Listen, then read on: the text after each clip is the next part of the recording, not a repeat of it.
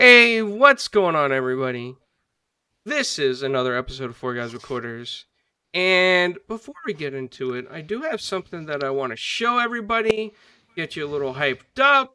It's really cool, and I just have to find it in my source list here. Thanks to De Niro, Premiero, the myth, the man, the legend, and I'm going to go ahead and try to run it now.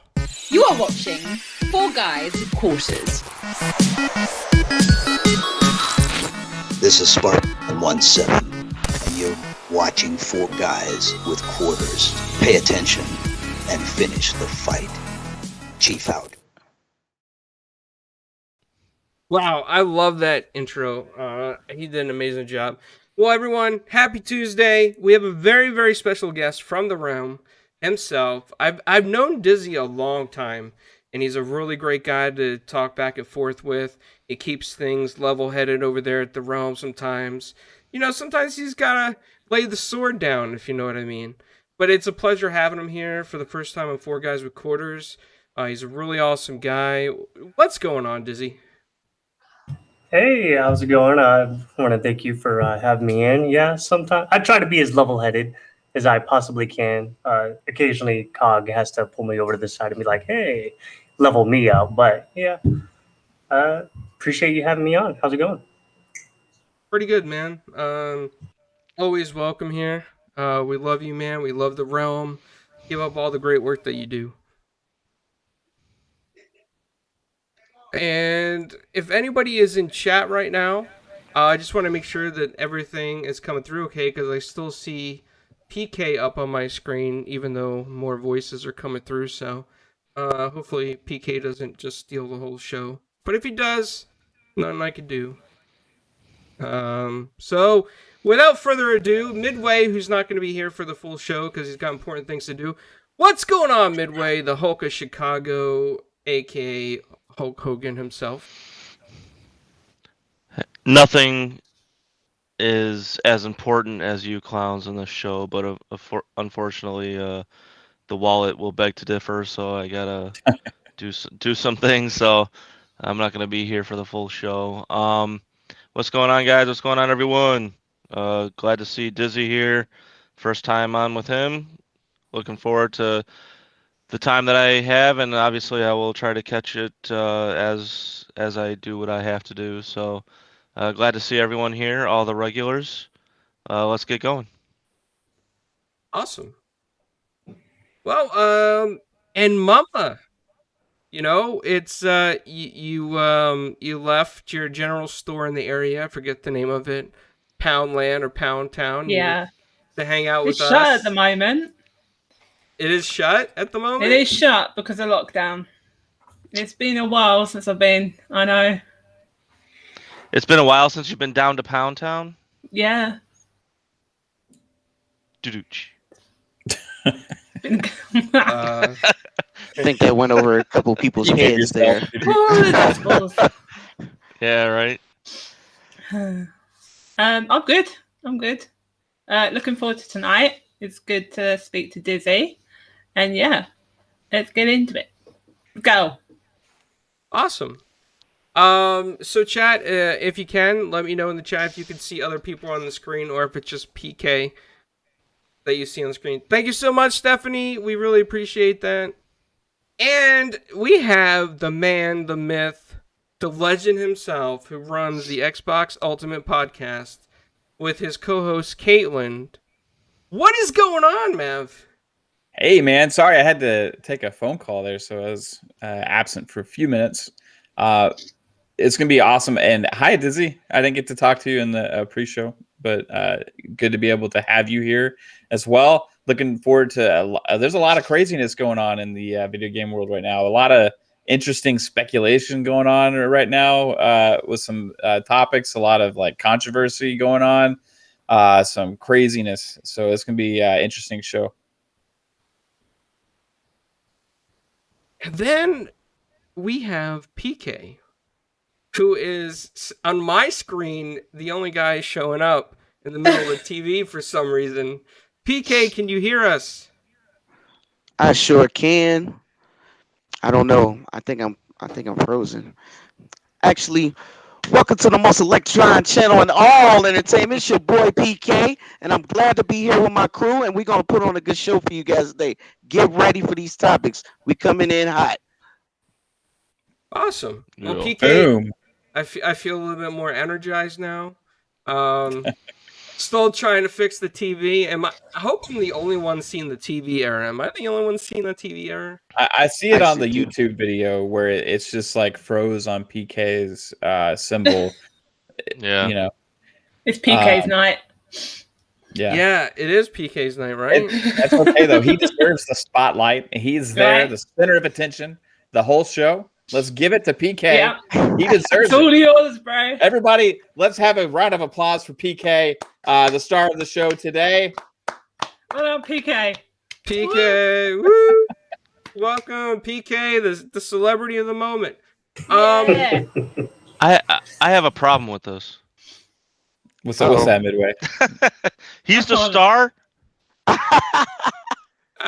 He glitched the system. It was all him. He's the cybersecurity expert.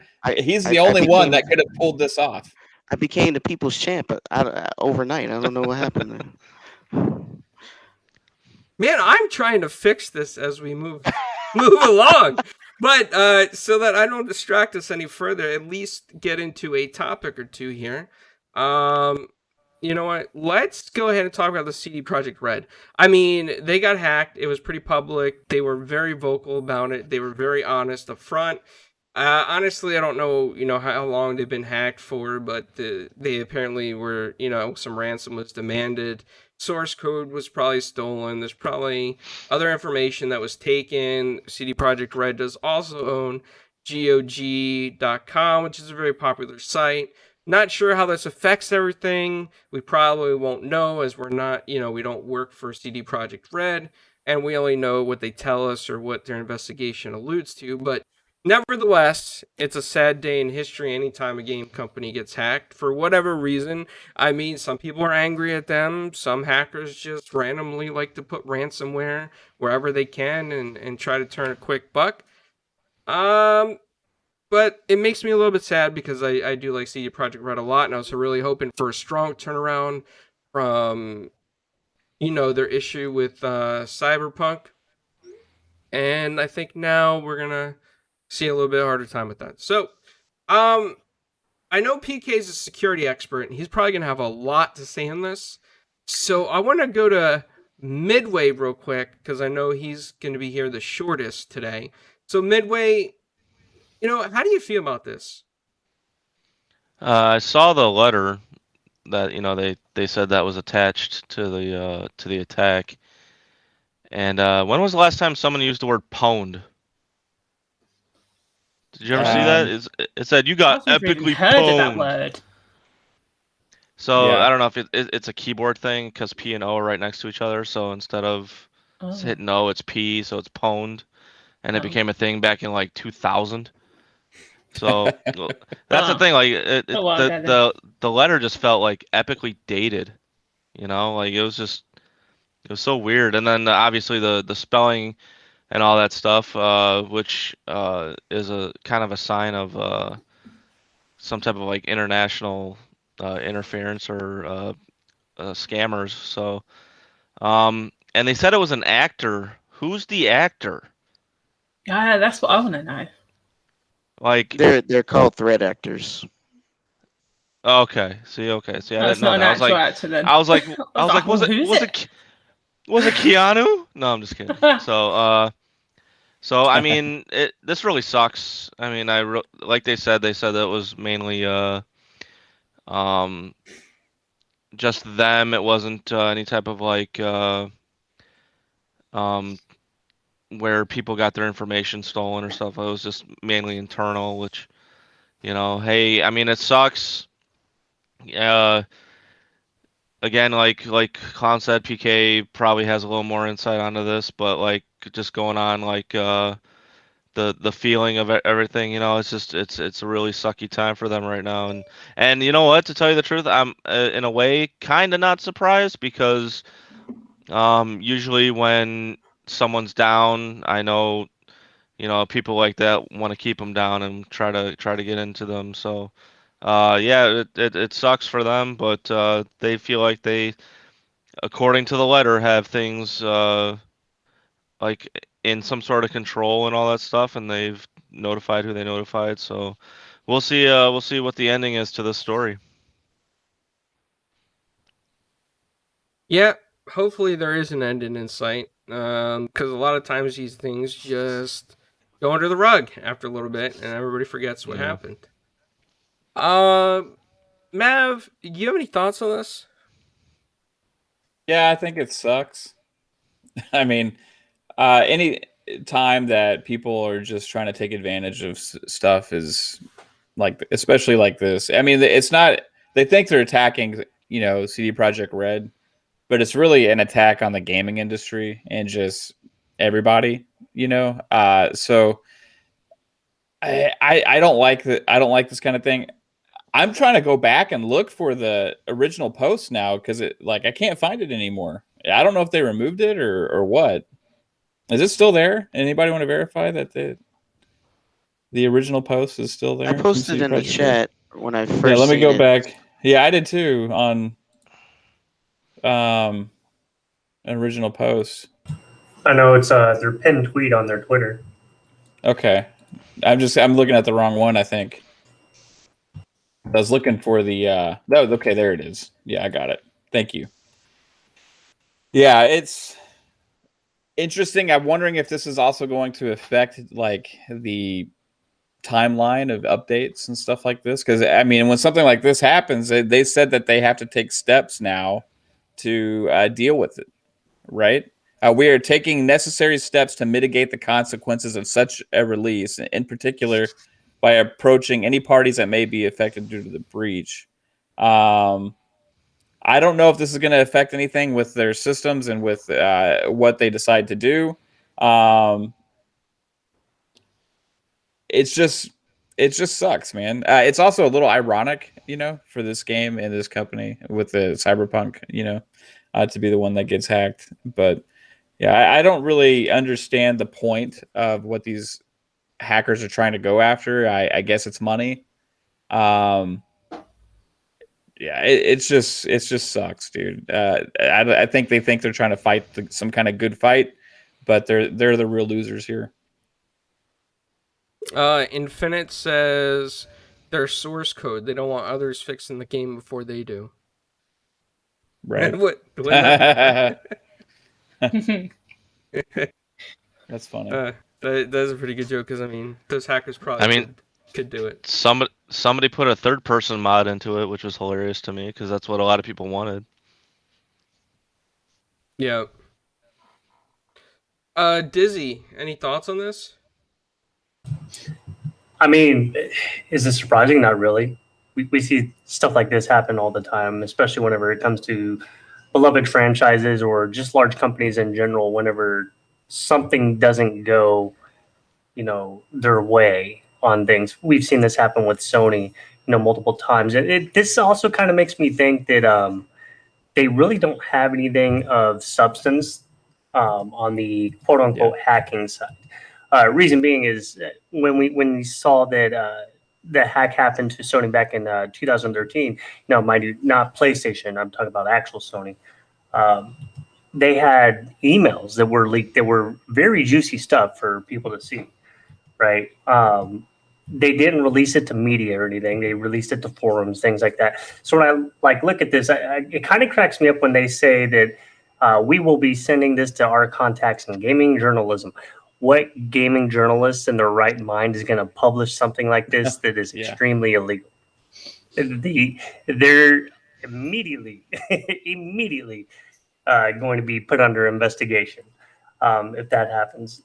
But it also makes me think that they don't really have anything of value that CD Projekt Red is incredibly concerned about as far as assets. Now, when we start looking at their personal stuff, it looks like that they got things. They say accounting, administration, legal, HR. That's where you get a little bit more concerning because now you're starting to look into their business side of stuff and not necessarily other things. And that's where things can start to get sticky, and personal information for individuals and everything start to come into play. Shitty situation, part of my language, but I'm not surprised. I'd like to say that I was, but I'm just not surprised.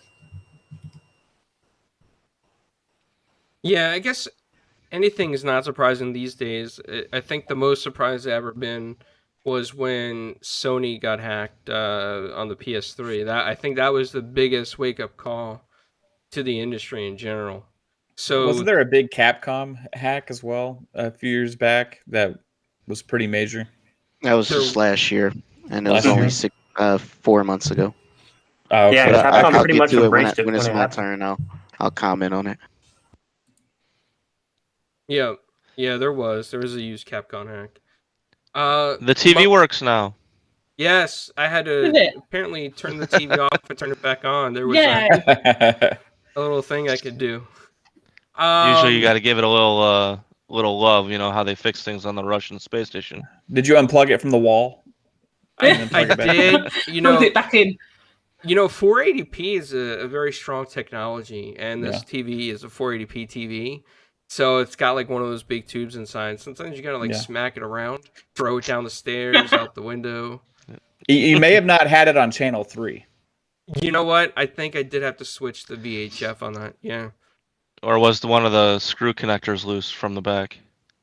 Atari did come loose earlier, but I did hook that back up. It's just got so many wires, I hid it behind the TV.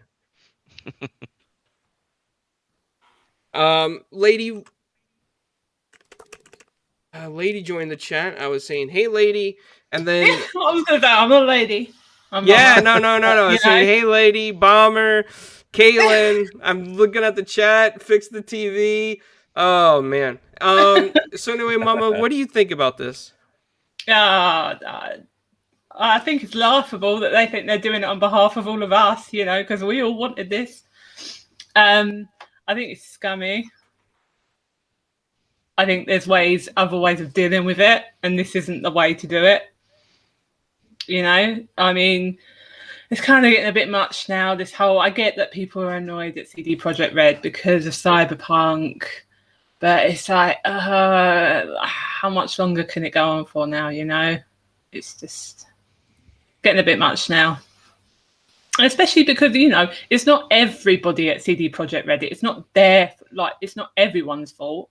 It's the higher up. These other people have been working on the game for goodness knows how long, and now they've got this to deal with as well. It's just, it's a wrong way to go about it. Yep, very true, very true. Magnetic Storm says, it sucks for the employees if their information's out there. Not surprised at the corporation's aspect. A lot of them have crappy security. Look what Nintendo just came out with Windows 98. And that's, that's a very good point. I mean, Nintendo did admit that their multiplayer servers were still running on Windows 98.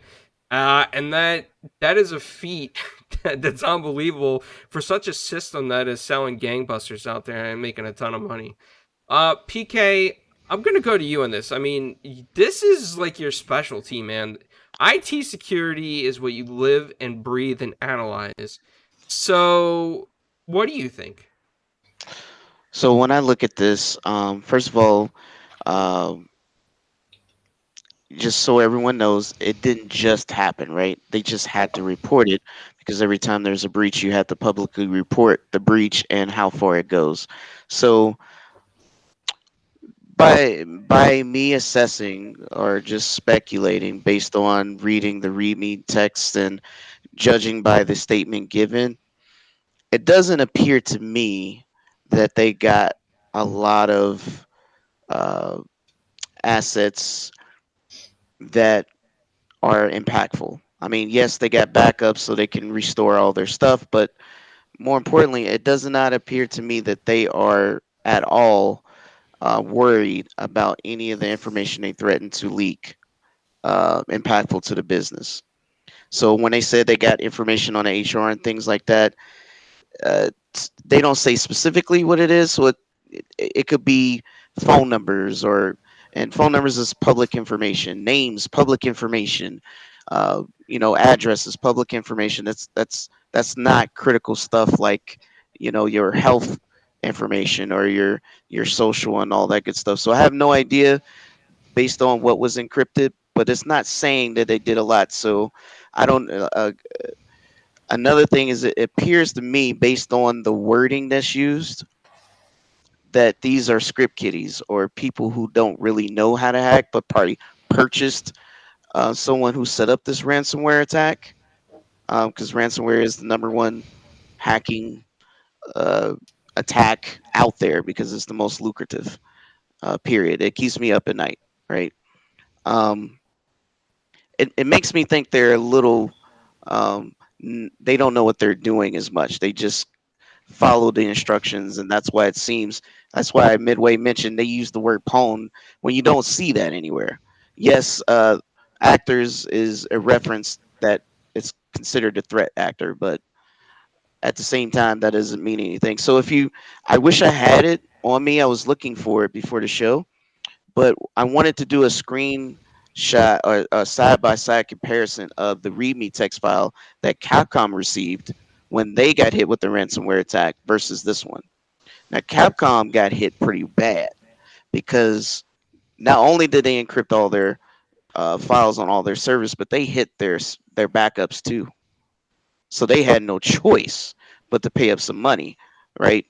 And not only that, if you read the TextMe file, these dudes were so detailed. They even had the nerve to post what ransomware attack that they used to encrypt the files, what files and how far and what layers they went down, all the way down to everything. So yes, it is public knowledge that they have to discuss what kind of breach happens with the people they do business with. It could be Sony, Microsoft, whoever they do business with, but they have to disclose how much and how far that goes. But as of right now, just kind of look at it on a surface. I'm not sure these guys got anything that's truly threatening, though I do feel like it does suck because anytime you attack institutions like this or at all, and they usually call them hacktivists. But the thing is, whatever your motivation is, even though you might ask for money and you're saying you're doing it for a different reason, trying to give a justification for it, you're threatening the lives of everyone else who has nothing to do with that reason, right? You got people working in HR, you got people, even the janitors that might be sweeping the grounds. You never know.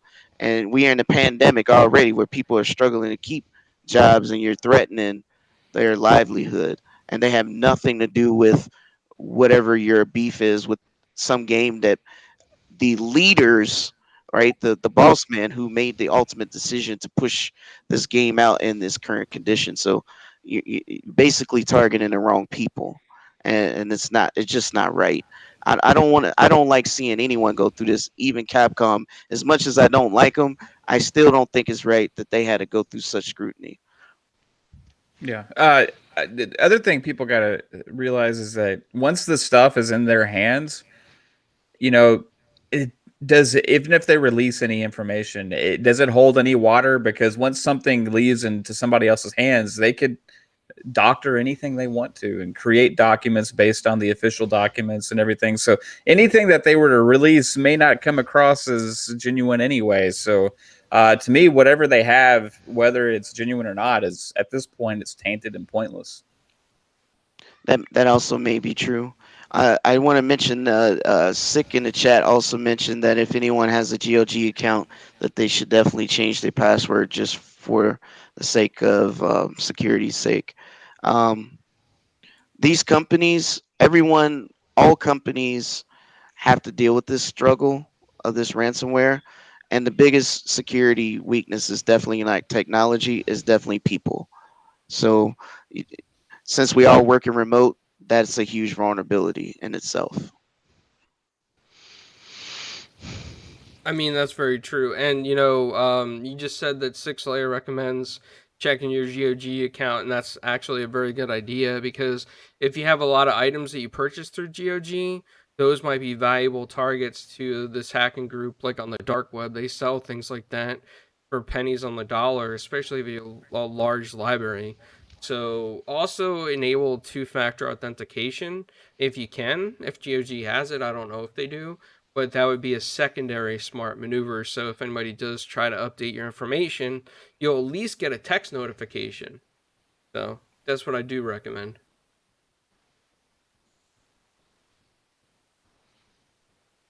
Any other thoughts on this, PK?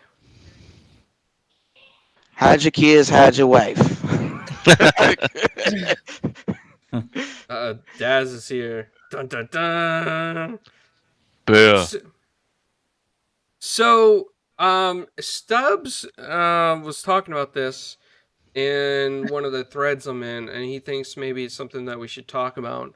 And this, this would affect Mama's area of the country or the world or whatever it's called out there, but not Poundland. But it's Across the pond. across the pond. Across the pond. The government in the UK is considering making scalping illegal. Which would be really cool if they did that, so that people in the UK can get the items. But from Stub's perspective, is he feels it's going to fail because it doesn't have enough. And I might be wrong. Sorry, Stubz, if I quote you wrong on this, but it didn't have enough of the conservative vote to really gain traction, and that would be a problem. So, Mama, can you explain a little bit about this and what you see going on with it?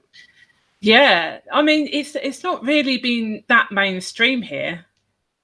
Like, I've seen it about, but only on Twitter. Like, I haven't seen it anywhere else.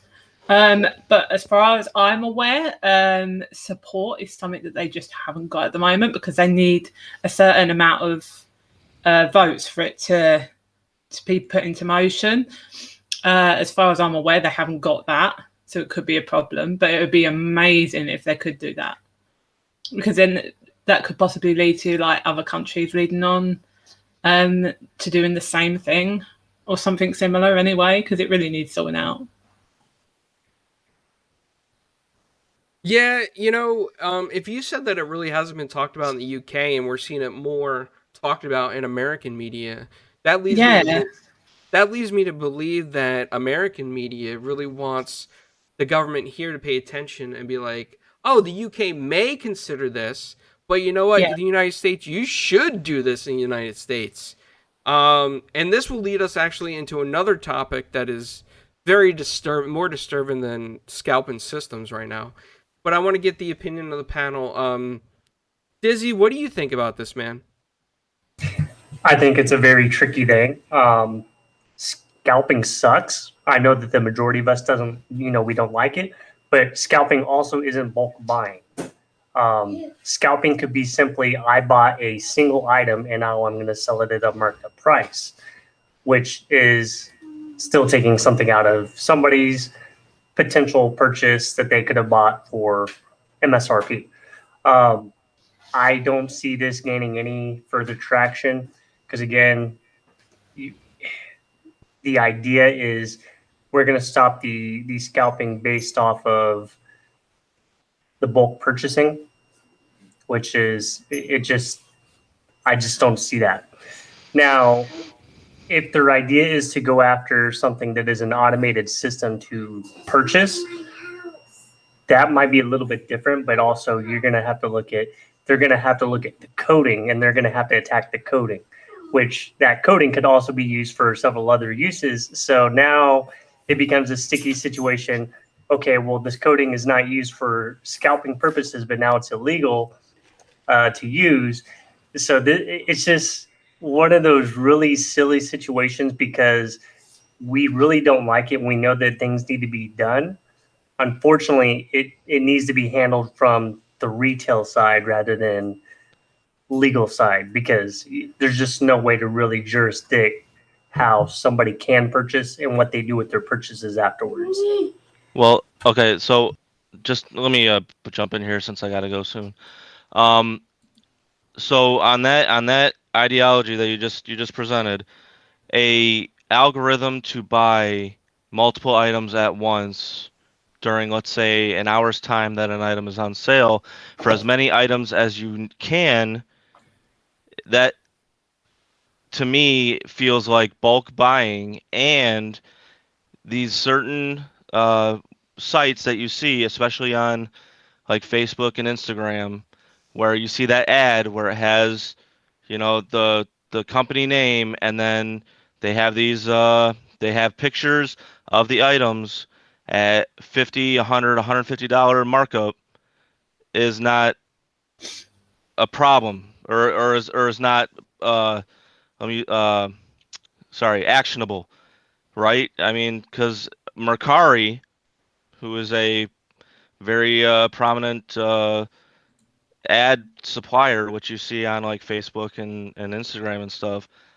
had these items for 100 to 200 to $600 above MSRP, and which actually had a advertisement during an NFL playoff game, is not considered someone that Microsoft could go after for quote unquote stealing. Mercari themselves, I think, is like a storefront that people sell things through individually. Mhm. So Mercari would be like Etsy, right, or something like that, where somebody creates a storefront themselves using Mercari. So there could be groups within Mercari doing that, but that's not entirely what Mercari is. However, Mercari would be the ones that need to also relegate that themselves within their Mhm. group, right? Well, Mercari would be like a part of the problem, Well, they so would be allowing the problem to take place, but they wouldn't be Correct. the actual people that are doing the scalping themselves, right? Correct. That they would well, be. in It's police like terms, they would be an accessory. I guess. I mean, you could say that they are making it more easier for a lot of those people to make a profit using their systems, I guess is what you could say. But whether they have to be aware of it, but they're just like Walmart or Target or any of these other retailers don't have an issue with it. As long as they're making money, it doesn't matter to them. They're Mhm. selling And out that's where the problem instantly. comes. And that's the problem, is that there has to be some kind of regulation with the retailers, and if there's any kind of legislation or anything that were to come from it, it would be to put the emphasis on the retailers to make sure that they have systems in place to be able to stop this kind of thing, because they should be able to detect this and put a stop to it immediately.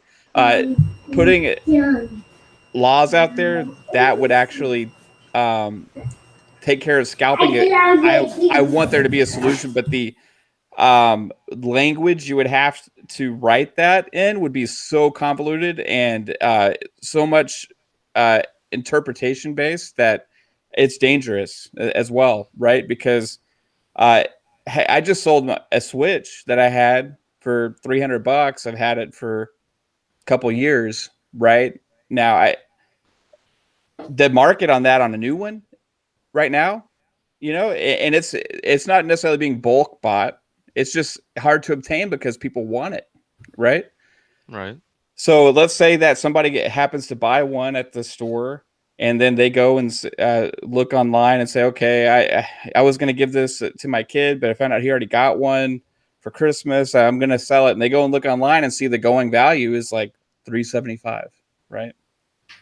Can they legally sell that for $375? I would think they should be able to do that, but depending on the laws and how they're written, it could be interesting. Like it would have to be with this bulk, instantaneous day one release type situations, or hard to get situations and stuff. And scalping goes back to buying tickets to sporting events and stuff. It's been going on for forever, right? I mean, so it's always been a problem, and figuring out a law to fix it is complicated. I want there to be a solution there, but I think the retailers have to be held accountable because they're the ones that are profiting the most. That and also the platform holders, right? The people that are selling the product.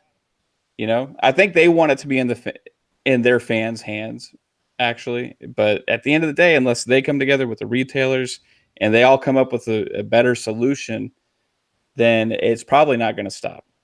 Well, just look at what we're doing. I mean, we're telling people not to buy these things. They're getting their base value at a they were saying the Series S is at least at a loss, and nobody is reciprocating the software sales for them to make a profit.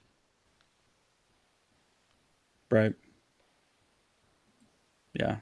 The one thing I wanted to say on this is the only thing that I could think of that would work in some type of regulation would be, let's say, I'm not talking about the guy that buys maybe like 3 extra, and he's hard out for money, so he's selling it for a little bit more on Amazon, trying to feed his family or something. That I'm not gonna go after those guys because those guys are just trying to live the American dream. But I'm not saying. Sorry to cut you off, but I'm not saying like individual buyers. I'm just talking about the ones that are actually. Now you say individual buyers going through a certain. Okay, so like individual buyers per se, the fact that you see, because obviously all this stuff that's being posted, it leaves a trail, a digital trail. So you're gonna see the person's username and see all the stuff that they're selling. But I'm just talking about the ones that you see that are having a blatant bulk appearance and trying to sell these things at 200-300 double triple MSRP price. Yeah, no, I get that. So I think the only way to crack down on these things is if the IRS was to pass or enforce any type of legislation on the books that where they can go after people they see online that are selling like massive number amounts of units for so much, and then come down, like go to Amazon, because IRS is within their own form of the federal government, and they have like almost all access to everything, and they could get records easier than a court can. They could just go to Amazon, probably go in there and be like, I need this, this, and this. Show up at the people's houses. Okay, do you have a warehouse of these items? How many do you have? Did you not pay taxes up front on these? Did you use a bulk license to buy them? How much are you charging online for? Are you paying your state tax? Are you paying your federal tax on these? And I hate to say it because, if they start doing stuff like that, it's going to come down to everyone. But if they don't do things like that every now and then we're never going to see scalping stop, period. I think it's going to continue to get worse because more people are at home right now. A lot of us, that are not going to work or not going to school or not doing what we normally would do, have time to sit in front of a computer and automatically just buy. And there's probably people that just said, oh, I've been off work now for a few months. I can write a script. Buy. And I think that's some of the problems that we're seeing as a result of all this combined. Really, the main problem is the bots, because that's what's driving the ability for them to actually achieve the success that they're having with the scalping. Individual scalping, like people actually having to put in the man hours and work to do it, they reap the rewards of that. But just creating a bot to be able to buy them in masses is what the main issue is. So that's what needs to be stopped, 100%. Yeah, agreed, for sure. PK, you see a lot of bots in your business of cybersecurity. Yeah, so I think they're going about it the wrong way. In my opinion, they should enforce a new cybersecurity standard like we have the NIST standard here in the U.S. And UK just changed some of their laws as well for cybersecurity, where if you do business in the UK, they got to keep certain records, especially PCI records, on file for 15 years. So if they could do that, then they could push not necessarily a law against scalping, but maybe a new standard on cybersecurity that enforces that if you are a retailer, then you need to have these checks hit to in order to operate. So in other words, to fight bots, it's not that hard. You just have to have defenses up, right? Because what machine learning is not is new, might be a little expensive, but there's other things. I mean, you got CAPTCHA, you got device fingerprinting, and see how bots work is they can't change devices like humans can. They have to do it on a certain scale. So they have to hit the same browser, the same device over and over to hit those checkouts, right? Well, with device fingerprinting, that's easy detection that it's a bot, and they can easily shut it down. They could do browser validation. They could do kind of like how Best Buy did the uh, EA EAU, the user agreement. So basically, whenever you put something in your cart, they send you an email, and you have to go and accept the agreement, and before you can make the purchase. It's not that difficult to put in certain things. It might not be, uh, and they don't have to turn it on their whole site, right? They could just focus on the hot items, and instead of making a law that will pass a new security standard or IT standard, just like any other thing. PCI has their own standard, right? You know, if you do any credit card transactions, you got to follow the rules. Otherwise, you're going to get hit with all kinds of fines and possibly shut down. So that's probably the best way to do this. And then that way it would enforce retailers to put in these protections on their websites, because this is primarily where it happens, that will mitigate the bots from being able to massive buy and purchase and check out. Can I ask you something, PK? Why? Because you actually have some knowledge on this kind of stuff. Is there like some kind of reason why they wouldn't have already implemented these better security Money. features? Is it cost? Right. Money. So, hey guys, retailers are okay with making more money and letting Absolutely. these bots buy the product. Absolutely. That comes down to what it is, guys. Yeah. It's not the law. The retailers don't give a shit. No. They don't, but you can put in place measures, not necessarily a law against scalpers, because when I think about it, isn't GameStop a scalper? Don't they just buy a game from you for nothing and then resell it for markup price? Isn't that the same deal? So in my mind, making a law against scalpers would be ineffective. There's no way you can manage that, but you can put in some, like I said, measures like a standard of security checks that has to be done if you want to run a business, right? So if they do it that way, then they will have to input these, because trust me, dude, it's not that hard to put it in place, but it's all about, do they care if all their stock is gone or not? Now, I would say no, they don't. And part of it is sometimes they get stuck with inventory, right? I mean, it happened with GameStop when they ordered all those Nintendo Wii U's and nobody bought them, and they couldn't get rid of them, so they took a loss. So nobody wants to go through that. They want to be in the black all the time. So unless they're told to do it, they're not going to probably not going to do it or entertain it. And sometimes they might, if they start getting a bad press, they might put some kind of feature involved to slow it down to protect their brand name. Because at the end of the day, that's all that matters to them, is their brand and the money. Yeah. But that's just my thought on how to go about it. I think the law thing is just, there's just no way to truly manage that. And then you got all these situations all of you mentioned, and it just wouldn't fit the bill. So my point is, I think that's probably the best way to tackle that. Well, I agree with you on my end. I think that's how it needs to be handled, because they're the ones that are selling us the product, right? Yeah, I mean, you guys have any thoughts on what I just said? No, I mean, you are correct in a lot of the aspects, because, and like Midway alluded to, and like everybody else alluded to in the panel, if we do start passing laws, even Elk Dude, shout out to God's Greeks in the chat, if we start passing laws about that stuff, then it just becomes more regulation and then more of a burdensome on the common people versus people getting away with this stuff. So I think, the best way to handle this, in my opinion, would be something similar to what Best Buy did. So I'll tell you about this recent experience. So recently, my daughter wanted a Series X.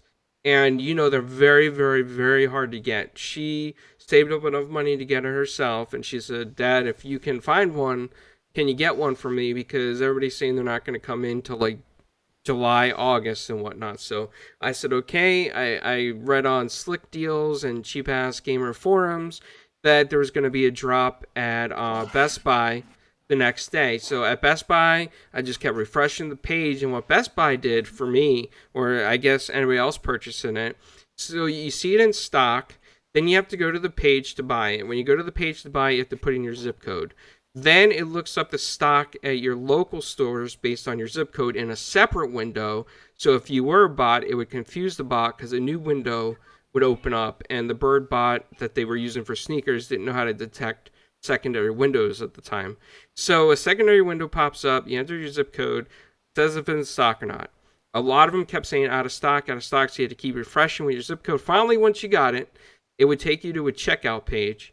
And at the checkout page, it said you have so much time to verify your phone number with an SMS text code verification before you could check out. Now, is it perfect? No, because there's somebody out there that's super smart that could program a bot to do something similar. However, for the common scalper who just pays to use other bot engines, it's going to work and stop those bots. So that was the experience I had, and I think Best Buy had a process, and it worked. And I think if every retailer came up with an idea like that, it would work. And I actually did send that suggestion into Microsoft, as an option. I don't know if they'll implement it or if they'll do anything with it, but at least I said, hey, Best Buy's worked. Maybe you can come up with something similar. So, but there is a serious problem, guys, on top of this scalping. And Mama looks very excited for this. She probably wants to rush to McDonald's ASAP. Oh. So, for those of you who know about Pokemon, McDonald's, at least in America, I don't know about the UK, they're doing a Pokemon thing. And it has to do with Pokemon cards. And in so many packs, there's holographic Pokemon cards that seem to be valuable, from what I understand.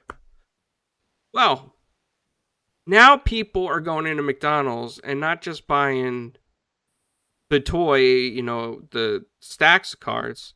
They're buying the actual boxes of shipments that the cards come in, like as if they were like a box of 5,000 styrofoam cups. Like they're going into these McDonald's somehow and getting these boxes and then reselling them on eBay for $900, $800, and even higher.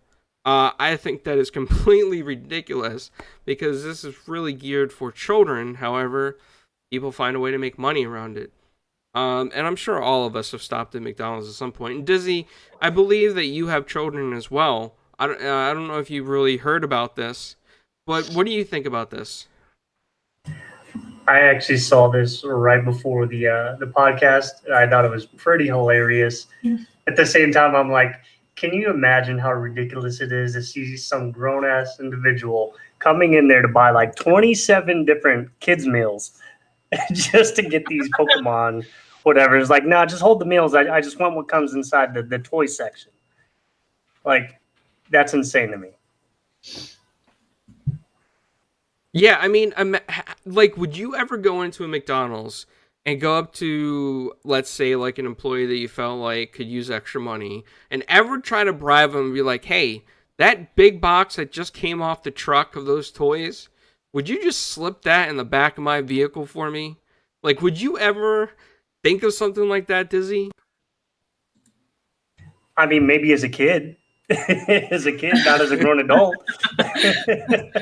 I got to hit King up because King, I can imagine King. Yeah, let statues come in like this and see how. Yep, I can imagine King doing this, going to McDonald's and be like, "Yep, load those boxes up." I mean, I'm gonna ask my daughter to swing through McDonald's and see if she can get me like at least one of the packs. I'm not gonna say get me like 2,500 of the packs or nothing crazy, just one. And go from there. PK, you have any thoughts on this? So don't judge me. I am a Pokemon fan, and I'm a grown ass man. Though I haven't played the card game, but knowing me as a collector, because I collect a lot of stuff and comics. I do play Yu-Gi-Oh, etc. I see collectors going in and going all out their way to try and get the prize. Now, as far as the people that are trying to do it for a profit, that is a whole different story. I think it's crazy because I'm not sure if they even allowed to do that. I don't think they are, because the toys is not what they're selling. It's not something they can sell. Matter of fact, the bags say not for resale, so I'm sure that's against policy in some sort of way. When you open a toy, but I think it's kind of messed up because I would think the kids that actually play the game are looking forward to this promotion, right? I mean, you look at the Happy Meal boxes, got Pikachu on it, and they probably excited, can't wait to get this toy, and then there's nothing in there because they ain't got nothing left. That's a pretty big disappointment. So I can understand it from a collector side of the spectrum, but as far as the scalpers or the people that's just trying to make a profit, I think that's pretty sad, and they definitely should not be allowed to do that. I think it's against their policies, and they could possibly get in trouble with Nintendo or the Pokemon Company rather for reselling something that's not meant to be resold as a retail quote unquote item. I think that's part of the deal. Yeah, a lot of them do say not for resale. No, you are correct. A lot of that stuff is like not for resale, and people still resell it anyway, no matter what. Mama, you have any thoughts on this in the UK? Are people going crazy now? I don't even know if it's over. I'm going to have to look into that, see if it is our current Happy Meal or if we're slightly behind you guys and we have it a few weeks later, so we've got that to come. It's just ridiculous. Why would you go? Why? Why would you go in there and buy? Not even for the food. What are you going to do with the food?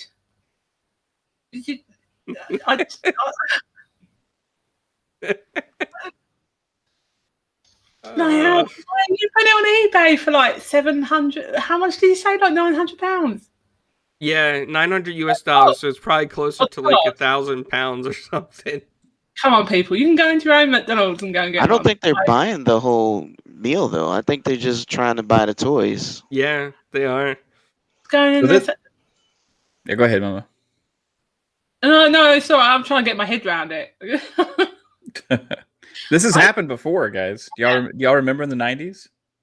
Mm-hmm. When they, I think it was Beanie Burger King Babies had the gold cards too. Oh well, I was talking about the McDonald's Beanie Baby craze in the 90s. Yeah, yeah, they were like everything. They were selling for hundreds and hundreds of dollars. You couldn't get them. You would drive around to 3 or 4 different McDonald's. Trying to get a Beanie Baby. So it's just one of those things. Pokemon's really popular, right? So anytime there's a Pokemon thing, if there's potential rare cards, people are going to go crazy over it. We actually went to McDonald's today for lunch, and my wife wanted some like a smaller fries and like nuggets, so she was like, "I'm just going to get a Happy Meal." I'm like, "Okay." So we got her a Happy Meal. I forgot it wasn't for our daughter; it was for her. And then we were like, "Okay, cool, Pokemon cards," and gave the Pokemon cards to my daughter in the back seat, and she's like, "Okay, I don't really care." So it's just still sitting there in the back seat. So I could have a $700 or $900 Pokemon card right now in the back seat of our car, and I don't know about it. So someone could be watching this right now, and they could be swearing at this because you left that Pokemon card in the car. They probably are. But hey, obviously the scalpers didn't get our McDonald's. I know you better hide that. Make sure it's not showing in your car because somebody might be thinking, they might have just watched the local news that said Pokemon craze, $900 card in packs.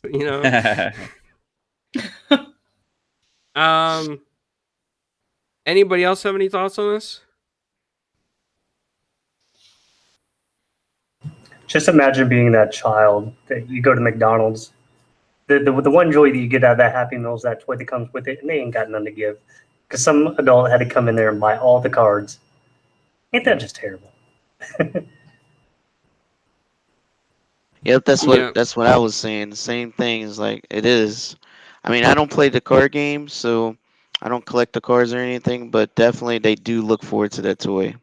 No matter what it is, my little 8-year-old definitely wants whatever's in there. I don't care if it don't do anything. It's just a freaking picture. They happy to get that toy. Hey, again, McDonald's could say, no, sir, I'm not going to sell you 50 Happy Meals right now, or I'm not going to sell you 50 Pokemon card packs right now because they're for our customers to give out to kids as Happy Meal toys. Retailers, again, they're the ones that should actually uphold some kind of responsibility with this. So, Mav, your wife Caitlin said in the chat that your McDonald's menu talks about a Hasbro toy instead. So maybe Hasbro toys were the backup, and you guys just got restocked on those Pokemon cards. So that means it didn't run at McDonald's. Yeah, maybe we'll see. Yeah, we already had McDonald's once today. But hey, that's enough. Just do it daily, just for the toys. Yeah, I'm gonna go through the drive-thru and say, "Hey, can I buy 50 Pokemon cards, please?" I'd like to sell them for $900 on eBay. Yeah. Yep. No, I'll pass. I'll let the kiddos have it, or the people that are gonna go and try and scalp these things. Go for it, guys. If you want to be that person, go for it. So I will say this before we end this topic is when I was younger and I wanted McDonald's toys, like you remember when they had like the cowboy nuggets and like the dress up nuggets, and then they had like the ones that transformed and like different things. You guys remember those? No, we didn't have that. Oh yes, those are amazing. Like the fries that transformed and the freaking cup that transformed. Those are the best. We didn't have them. They had a little burger guy that transformed. No. Chicken nuggets that transformed. Yeah, those were amazing, dude. Love those toys. They turned out to be like sort of valuable nowadays. Yeah. Well, when I was younger, I liked those so much. My sister and I. Yeah. My dad did pass a few extra bills over to the local McDonald's manager, just to get extra items for us. That's cool. And same with the glasses, like when they had the Flintstone glasses and then like the Star Wars glasses. The manager always got paid a little bit extra to hold stuff over. Hey, that stuff was cool, man. I remember the Flintstone glasses. They had like Batman ones, I think, too, around when those movies came out. I miss like that kind of promotional stuff around the movies and everything. Like I miss McDonald's parties. Oh, McDonald's parties. Yes, I had one of those. They were amazing. Yeah. They stopped them. Yeah. Burger King had awesome ones. They had like a clubhouse, a swing house. They had like a little park. No, they don't have that here. Well, they didn't. I tried to, even when I was like 14, I tried to convince my mom I needed a Burger King birthday party. Because they also had video games and arcades back there for the people. So I would, arcades were always my thing. So I always try to con my parents into that no matter what. I didn't. Did you put the king crown crown on your head? No, I threw that thing away as soon as possible. That thing went flying. Right. Well, moving on to our next topic, and I want to get Dizzy's opinion on this first. EA is going to make a decision if they should continue or cancel Anthem. You mean EA is actually doing what they should have done the first time around? Actually check in? Before they announced 2.0 and just let the studios sit? Yes. I mean, yes, they should be checking in. I think that the headline of this is kind of maybe a little bit blown up. But I mean, this is what the publishers should be doing for these developers. I mean, if you're not checking in to make sure that your progress is actually going, then I mean, imagine how Scalebound would have actually ended up coming out as if Microsoft didn't check in and say like, "Hey, this isn't going exactly how we thought it was going to be going." So it's finally good to see EA finally acknowledging we need, even though that we got these studios, we need to check in on them, regardless of their prestige. Which I mean, it is BioWare. People still love them, even though that they haven't had the greatest outing over the last decade. But I, based off of this, I won't go on a limb to say that this is going to be a canceled item. I think that this is just a regular check and they want to see the progress.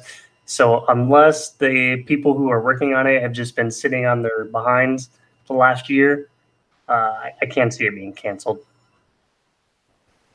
Interesting. So you think they're really going to try to make this thing work?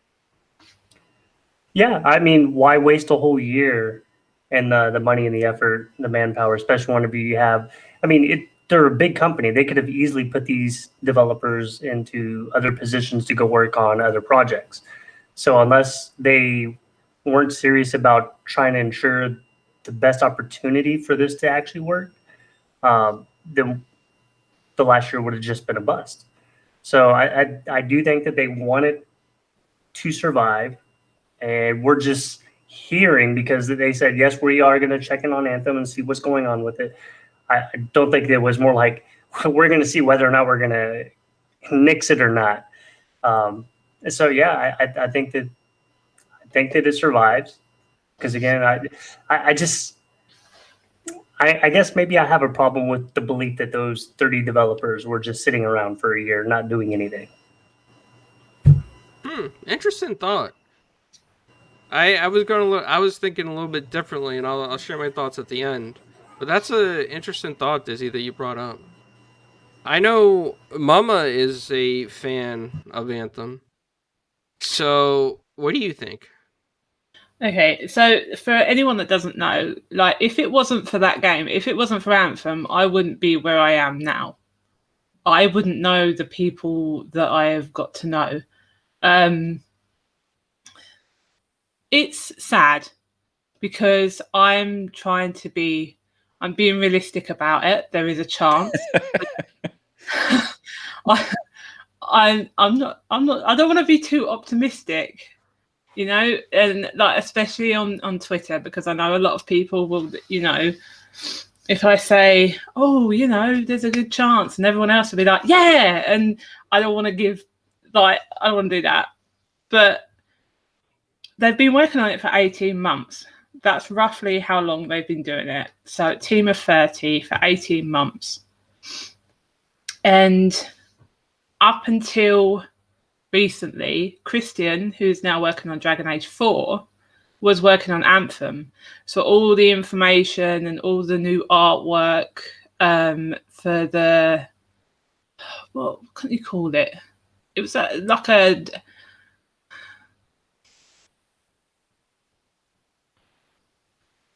I'm trying to think of the word and I can't think of it. What they were doing with it. They were basically rehashing the whole thing. But all the artwork and everything that was coming out, it looked good.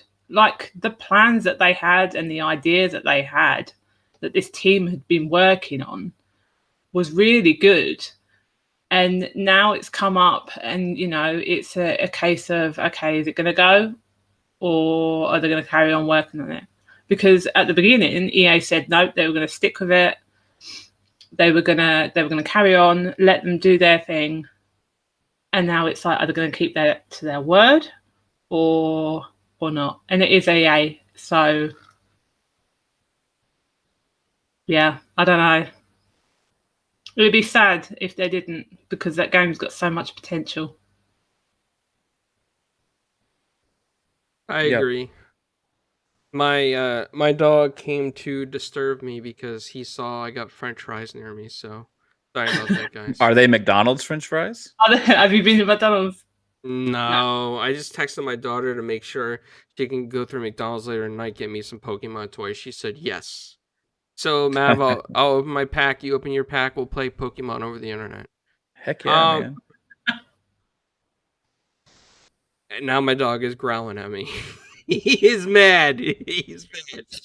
I don't know if you heard him, but I hope you didn't. Anyway, No. so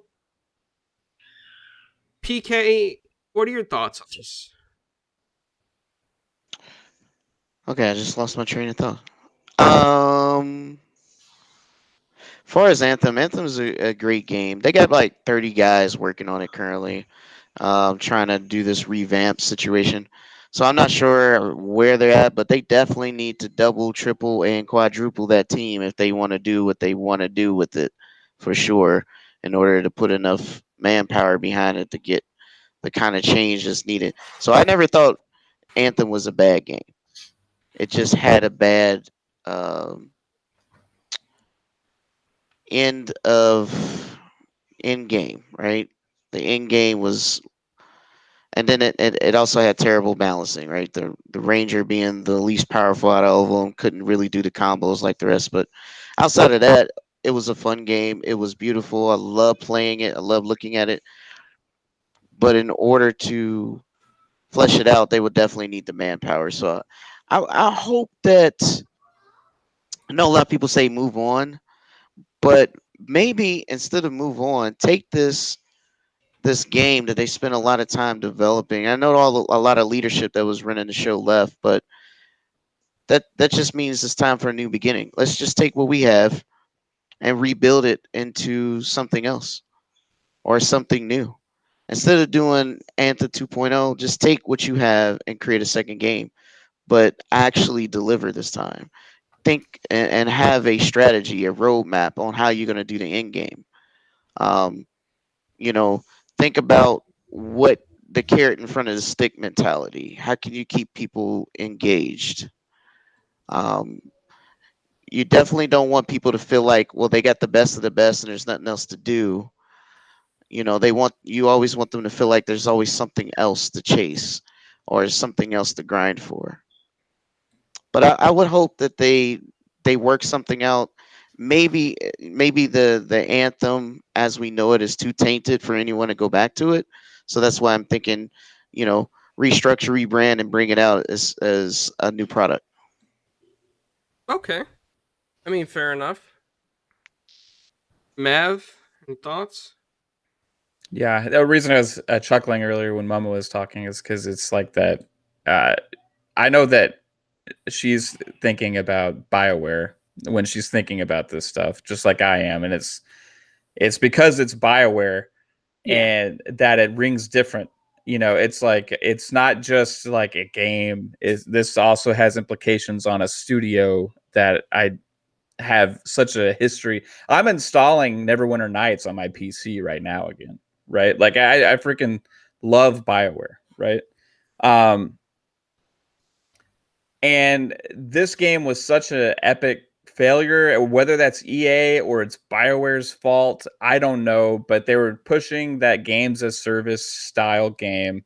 They released something that had amazing gameplay, without any thing to do after you beat the game or any meaningful story really to it that much. That it's just kind of you can tell they have something there, but it's a shell of what it should be.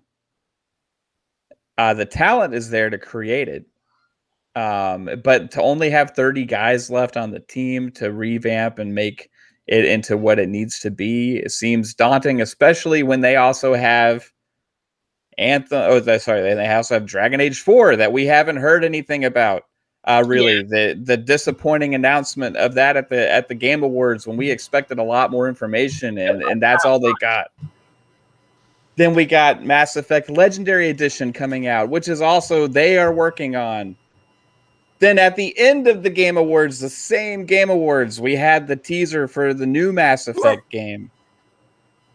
How much is EA going to put on this studio and this team to create all these things? Are they stretched too thin? Are they able to produce anything that's quality anymore? Because the BioWare used to be, okay, we're going to make this one big thing, then they move on to the next, right? Then they made the one big thing, and then they moved on to the next. Now we got 4 things that are currently supposedly in the works there.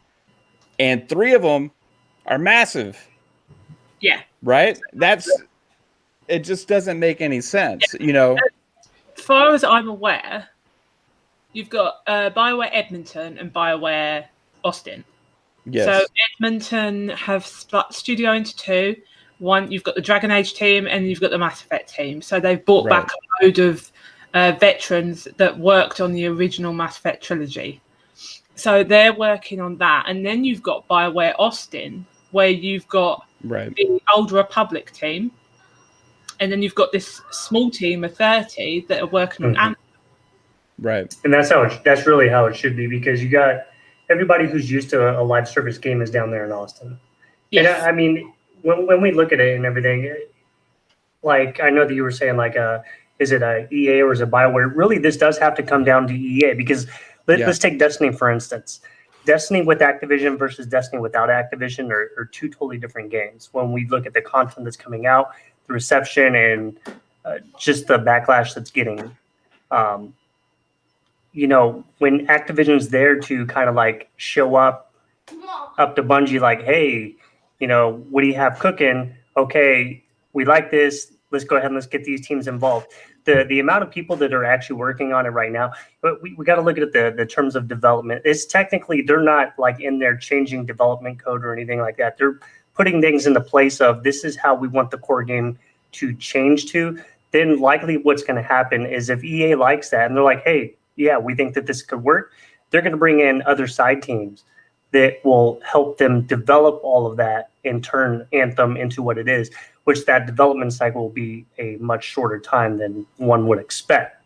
But that's typically how development goes. When we look at Anthem, when we say like, hey, you know, it was in development for, you know, X amount of years, actual development, it actually, for like, what, 6-7 years after it had been announced, it actually was only in development for maybe 2 of it. So, you know, it can have its turnaround. And this is just more for EA doing what they should be doing, check in and say, yes, it's good, or no, we don't like it. Let's go a different route, you know, and then just put those 30 people. So it really, I mean, it does come down to these 30 people did what they have been working on. Is it enough change for that core game for EA to be confident that people will be like, hey, you know, maybe we should give Anthem another try? Yeah, I think that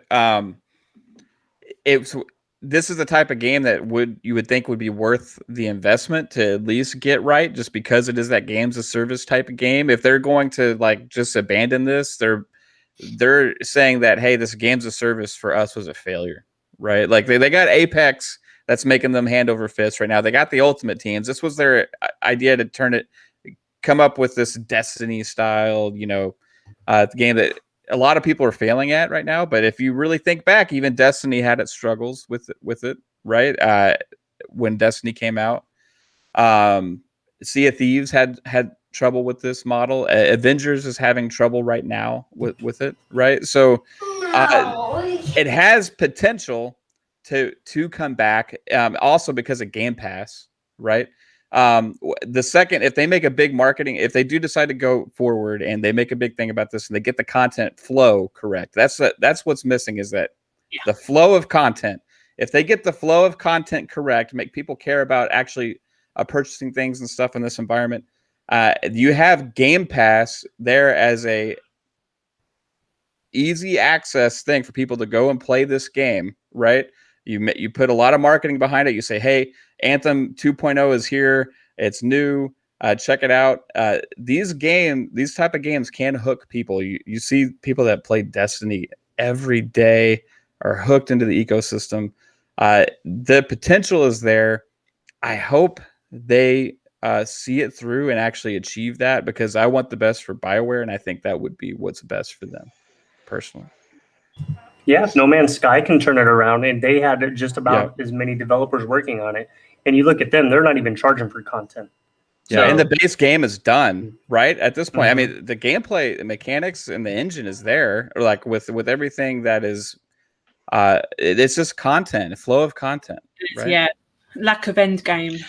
end game And stuff. also modes, right? Because if they Yeah. had something, not saying they needed PvP, but if they had something outside of the mode that we played, it would kept interest. Yeah. That game would So- be built for it, in my opinion. You know. I think, but another thing that I think that attracted people to it and still does now is the fact that it's a PVE and it hasn't got PvP, because a lot of BioWare's fan base actually play it, and they're so used to playing these single player games that sometimes they just want to play PvE and they want to play on their own, and they want to, or just play with their like close knit friends. Yeah, Mass Effect 3 had a really good Oh, it base did. there on that If multiplayer. they could do something like that and put that in and add more end game, because the combat and the flight is just, they got that spot on. Yeah.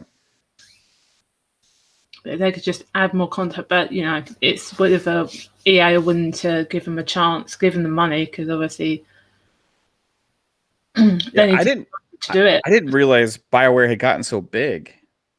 Yeah. You know, like is it just like they just slap the name BioWare on everything at EA now? Just or I mean, is that legitimate? You know what I mean?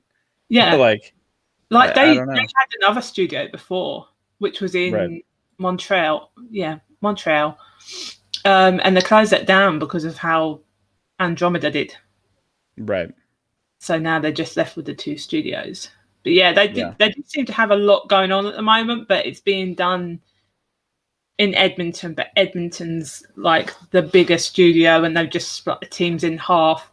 If Dragon Age needs more people on it, they kind of tend to take a few from Mass Effect and put them onto Dragon Age. Whereas in Austin, then they work on Old Republic and Anthem.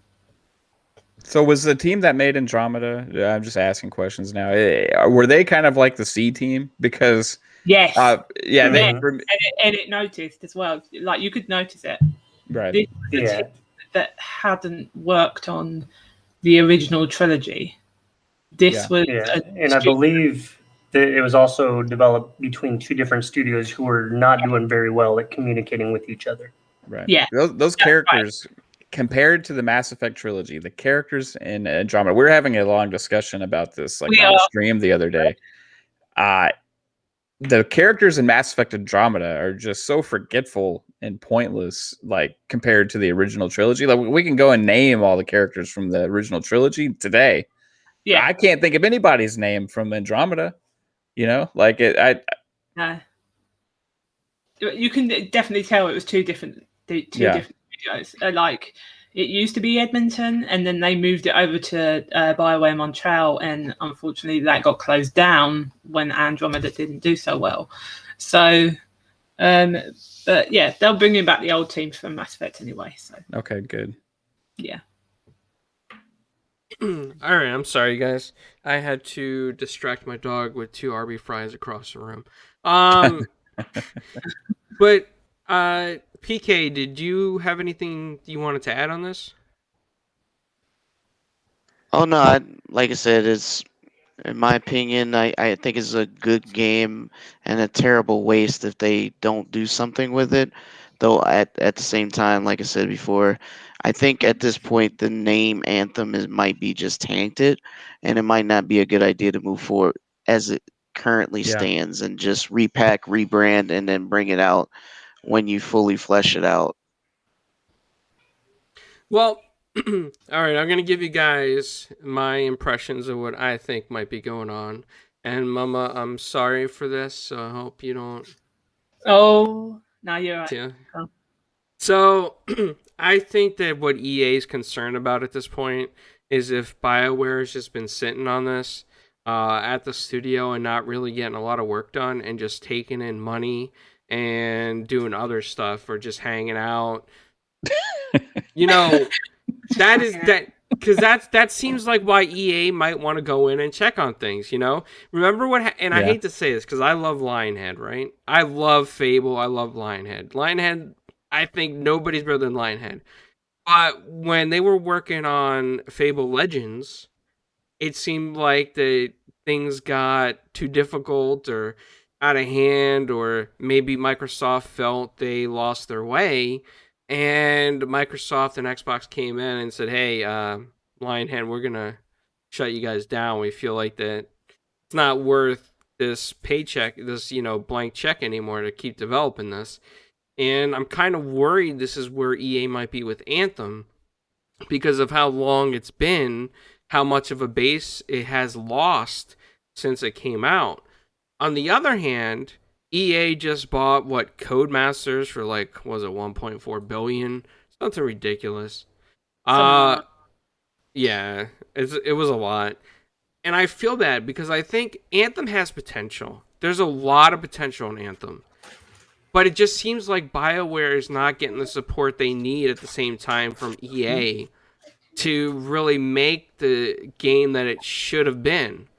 And I agree with Rafael Diaz in the chat where he says EA should sell BioWare to Microsoft at this point. I agree, because if they did, Microsoft would have that money for BioWare to develop Anthem. They would just have to make sure they get the IP along with BioWare.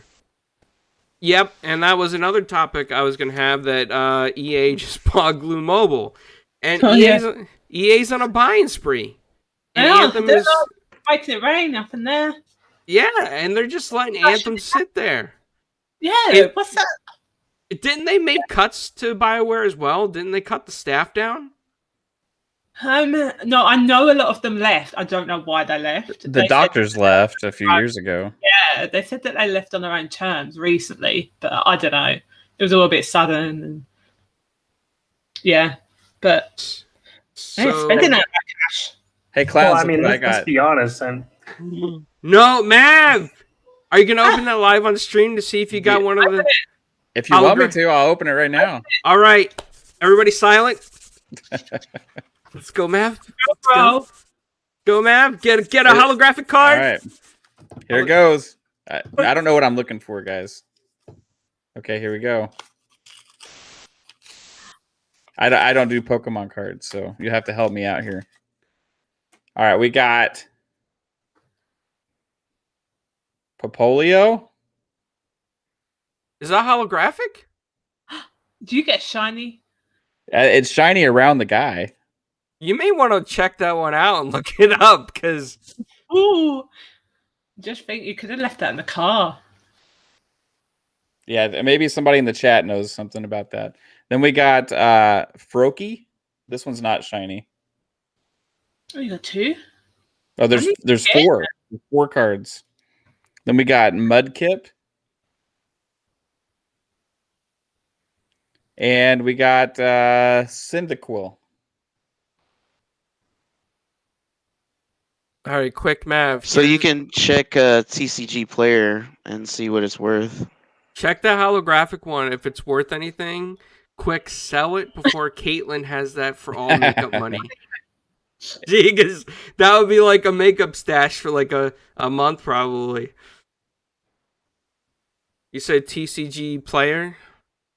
Yeah, that's typically where everybody goes to sell and buy cards. TCG Player. I feel like a scalper right now, guys. I feel dirty. See? We should have a law against you.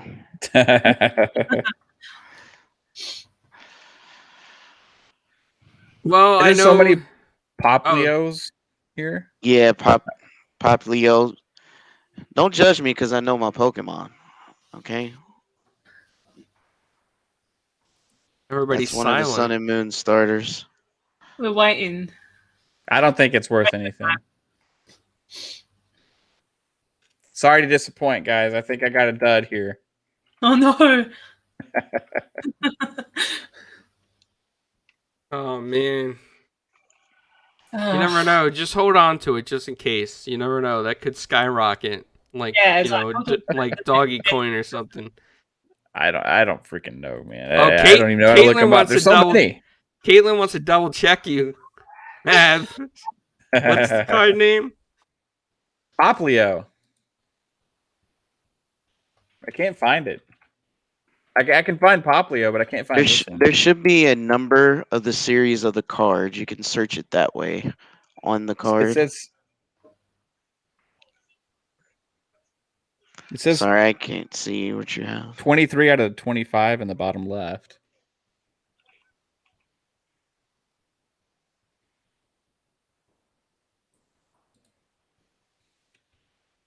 Yeah, we can move on, guys. I don't want to kill the show with No, it's all right. There's even a Discord chat server already about this Donald's Pokemon card set.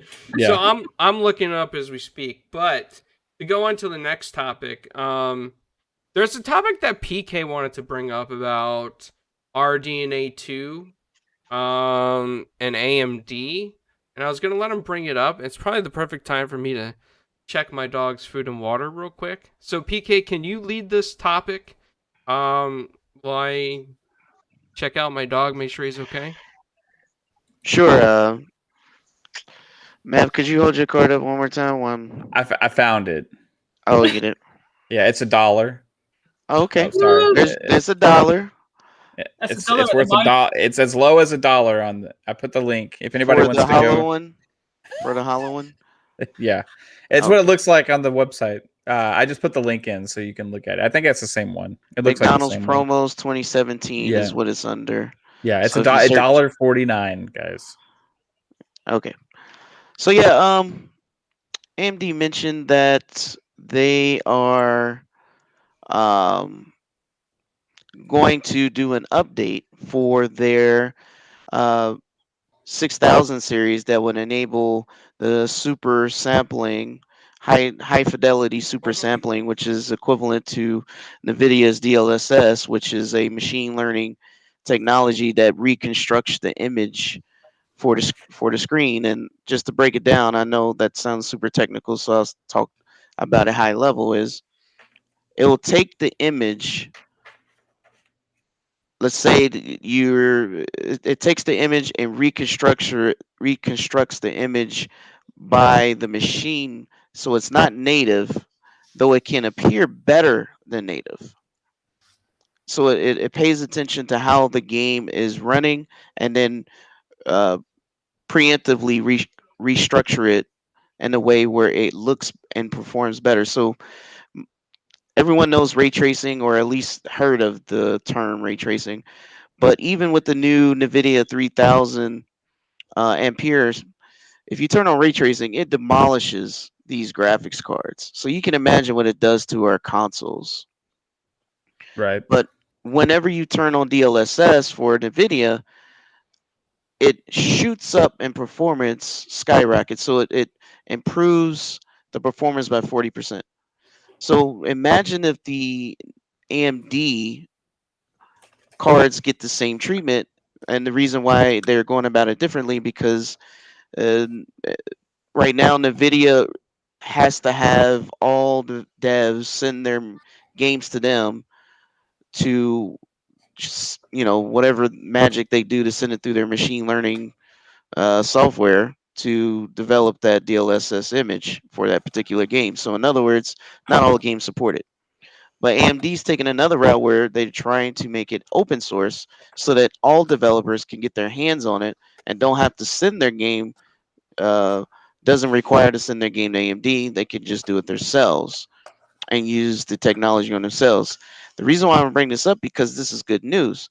That means that also there are consoles that seem like they're struggling to produce native images, 4K and above, running at 60, will get a boost in performance.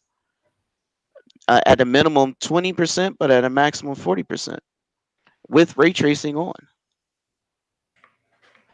So this will be a boost to the current performance potentially on our existing consoles. Yes, for both PlayStation and Xbox, but more so for Xbox because it has all of the RDNA 2 architectures in place. But both of them will definitely benefit from the boost.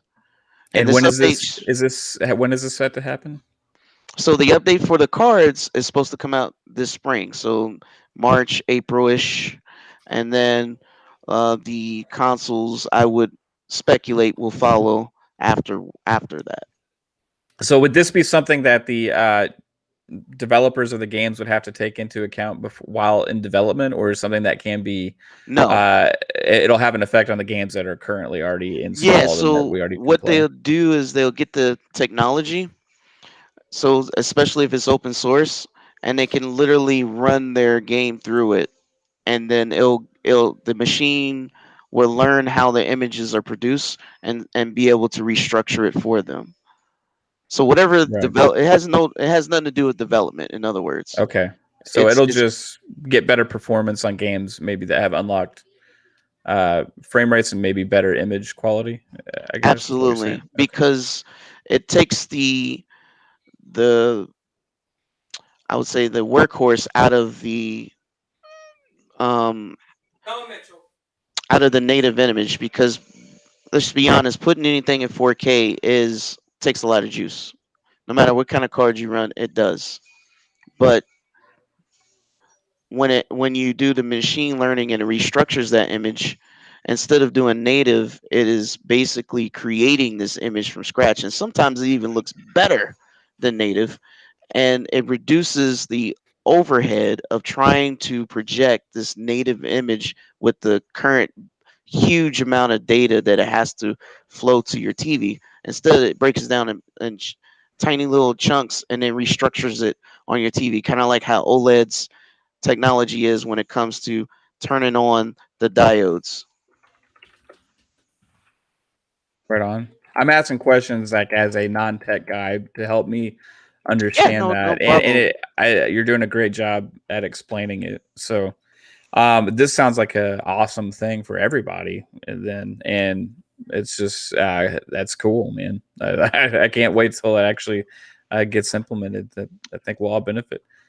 Yeah, I think and retroly, instead of having only selective games supported, like the Medium being one and Watchdogs being one, like currently on a PC, every game could have that potential to support this feature because it'll be open source.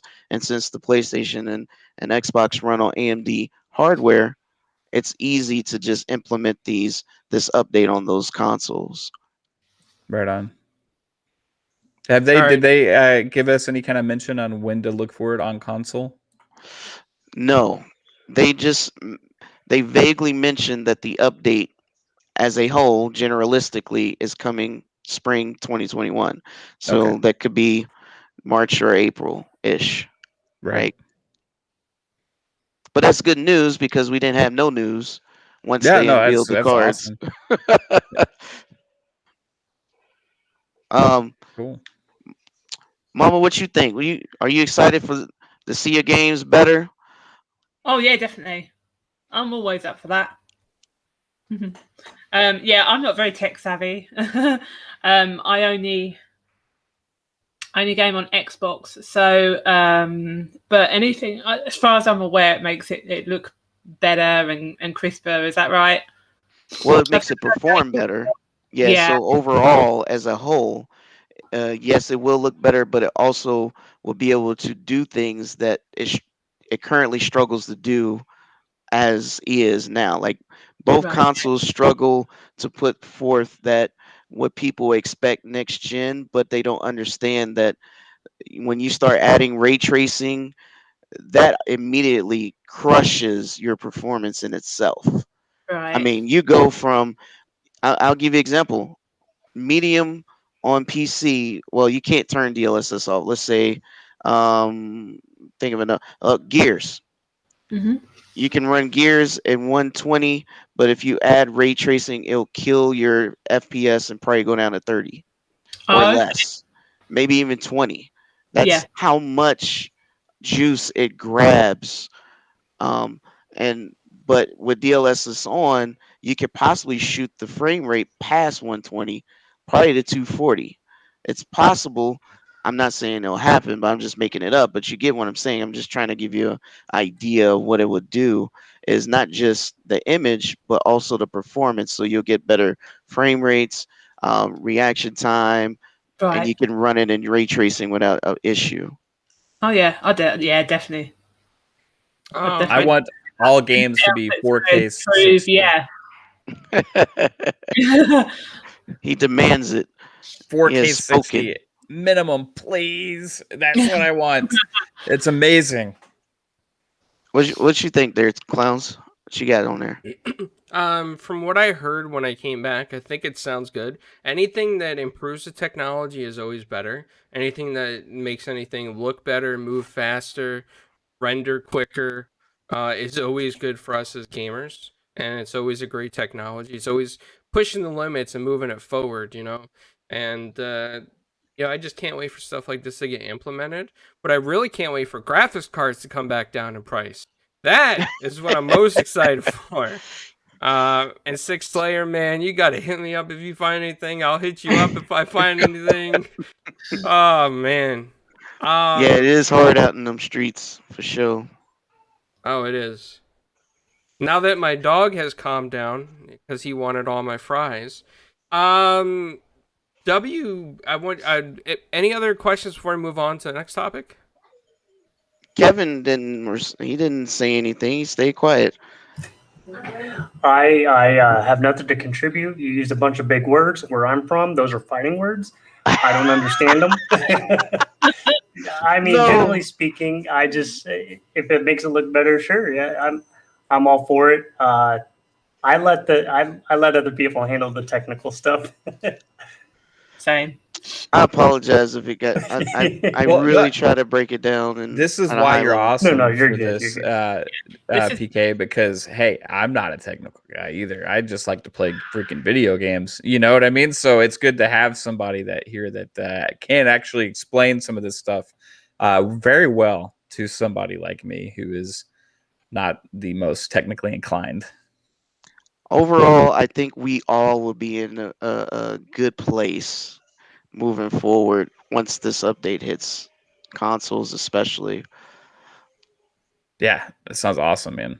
AMD, is Nvidia doing anything similar with PC? Yeah, so they already have DLSS 2.0, and that's why currently the Nvidia GPUs are outperforming the AMDs. But if they were to just do native 1:1 ratio with no ray tracing, AMD destroys them. right. So it's like it's good that AMD finally made cards that are competitive, but without those, this is their first time making ray tracing cards. They never made them before. NVIDIA, this is generation 2, so they were already ahead of the ball. So they got a little experience and ahead of the game, but doesn't mean anything. It's anybody's ball game. I think competition creates innovation, and that's why we're here today, because technology just keeps shooting up the more they compete for our money. Well, Yep. PK, there's nothing I can argue against what you've said. All I can say is anything that makes something better is always better. Along with what Dizzy said, I really got to look into this more because I am interested in tech, but my short-term memory is bad when it comes to remembering like what stuff can do now and thoroughputs and stuff. So I'll forget the day after I read it. Unfortunately, I have to put like post-it notes. But one thing that I won't forget, because this was a gruesome, trying time in my life with Shadow of Mordor and Shadow of War, was a nemesis system. I really enjoyed that because anytime you attack somebody and they lived, they would come back after you and be like, "Do you remember me? You scarred my face. I'm going to get you." Like it was really, the stuff they said was just all out there. So WB patents their Nemesis system, making it really exclusive to them unless you buy the license to use their patents. And at this point, I think the Nemesis system is a great system in general for any type of video game. I would like to see Craig the Brute be part of the Nemesis system in Halo. He gets mad at you, comes back, tries to like punch you in the shins or something. So I really think that, in my opinion, this is a reason for Microsoft to really want to purchase WB now. I think this is a great system. Dizzy, any thoughts on this? As far as Microsoft purchasing them, or as far as them solidifying that, getting that patent? Everything. Anything on this topic? I don't think WB's for sale. I think that when they were doing that, that was all a charade. I have this really, really weird theory. I know it's gonna catch a lot of eyebrows, but I've been saying this because I said this with Amazon back in 2017 of everything that they're doing now. But I won't be surprised to see some of these media conglomerates get into gaming. Like I'm talking about, like you're going to see Comcast start to get into game development, buying these studios because what do? They do entertainment. I think what WB was doing was more of trying to assess their value of what their studios could hold based off of what is everybody else interested in. Because I mean, when they say, yeah, this is up for sale, everybody's going to pick up the phone, just kind of like gaze and see, well, how much you selling it for? So I don't think that Microsoft's buying them. As far as them doing this, I don't know if anybody watches Hogue Law, but essentially, I mean, there's a lot of hoops that they got to run through to make this a patented thing. He does a much better job explaining it than I can. It's very interesting that they want to patent this system. I mean, I feel like that if a game were to do a similar system, they would have to make something, minor adjustments, even if it's not a patented thing, because otherwise that looks like blatant copying. And then it just gets boring for, playing a game that has a copy of something else's system. So I wouldn't even think that the patent would be necessary to protect against other developers because, I mean, it just, to me, it just doesn't make sense why they felt it is necessary to do so. Yeah. Yeah. Mav, any thoughts on this? I like what he said. It is very interesting. They felt like it was worth going through all the hurdles, for that, because I mean, even a patent like this is pretty vague in itself when used, because every video game would use it in a different way or come up with their own variation. And how tight knit is that patent? I mean, at the end of the day, I mean, they developed that system and stuff. So, hey, that's cool to have what they created patented. I just don't know. Honestly, I don't know how much it costs to do something like that and all the hurdles they had to jump through. So we'll see. Maybe it has some kind of a payoff for them. Usually when you patent something like that, it's because you want to be able to license it, right? Or you want to be able to sell it out individually or license it as a marketable product in of itself, right? So that's a potential there. They could potentially license the technology behind the scenes that they use for that to other game developers and stuff. Could be a possibility there.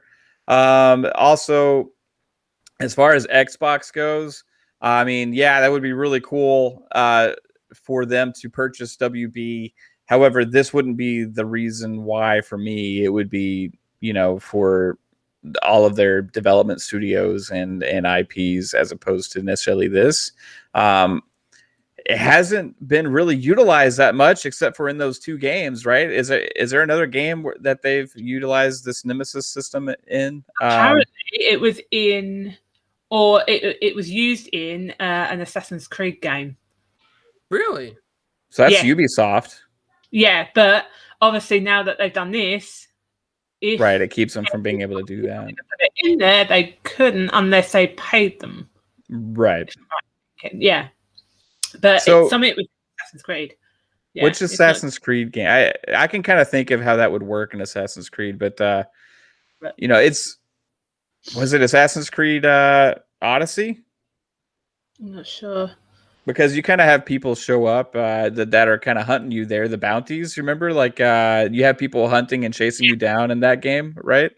Yeah, it might have been something like that then. So that's interesting. I think that the as far as themselves, they haven't utilized it enough individually for themselves to make it worth patenting. But I guess if they see other people copying it, then it is what it is. But yeah, I don't know if they are actually for sale or not. They had said that they were not for sale anymore, right? I would love to see something, whether it's an acquisition or just a deal with Xbox in some kind of way. But for me, I think this is just a licensing thing, right? Where they want to be able to license it out. So it wasn't in Assassin's Creed, but this is where I got it from. So basically, if stuff that could be limited by the patent is stuff concepts like the Zealots in Valhalla. Mm-hmm.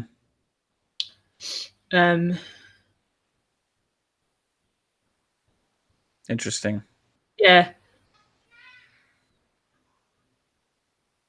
Yeah, that's where I saw the Assassin's Creed. So if they wanted to do a concept like that, yeah, I'm not. Any game, it could be limited if they wanted to use. Right.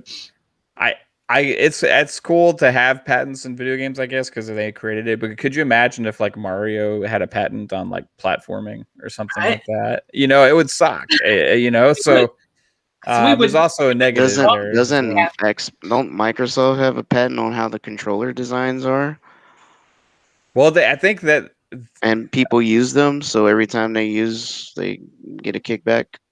Yeah, but that's a little different because that's hardware based to me, and actually design wise, as opposed to actually like software based within a game itself. Because game design is so shared and it's a creative process where ideas are taken and changed and shared between creators over long periods of time. And you know, let's say 20 years from now, somebody has a system that's like Nemesis in their game, and they never even thought of looking into that. You know what I mean? Technically, WB owns the patent for it, right? Like, if you had a patent on what blocks with your head, you know what I mean? Like, just like that's just a interesting like rabbit hole you could potentially go down. I'm not saying that this is necessarily a negative in of itself. I guess it depends on how the patent's written, right? But, it could limit a lot of things. Yeah, it's just something to think about, like with art. You know, to me, this is like video games are expression of art, and sharing ideas is part of that. Yeah.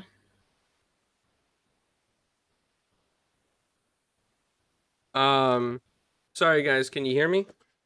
Yeah. Yeah. So, my daughter just came in with a present. Oh. Pika. Yeah. So now I'm going to pick up what I dropped and try to open this on spring. Hopefully there is something in here, because watch, they didn't put anything in here. They're gonna put a Hasbro toy in there. You know, Did you get food in there? Did you get any food? Damn it! Damn it! Did you get a Hasbro? Damn it! What did they give you? What did they give you? No food. What did you get? I'll show you guys. This is McDonald's. This is a travesty. Okay, this is a travesty. Hey, it's not their fault. It's this. Well, actually, it is. It's their fault for selling to all the scalpers, right? A Hasbro tool. What is that? It's Twister. All right. Hey. Yay! That must be their backup. They like, we need to find something. That's pretty cool though, man. I like that. You gonna play some Twister later? Everybody down? Twister over the internet somehow? All right. Right hand blue. Damn it, McDonald's! I wanted a Pokemon card. You're just gonna have to get another one now. I know. I'm just gonna go ask them and be like, "Do you have Pokemon cards? Do you have Pokemon cards? Pokemon cards? No, hey, no does Pokemon cards." Does this mean that the value of my McDonald's started the loot boxes first? But it has. The more they sell out, Mav, the more that card go up. I'm gonna invest that Pokemon. I'm gonna take that $1.49. I'm gonna take it.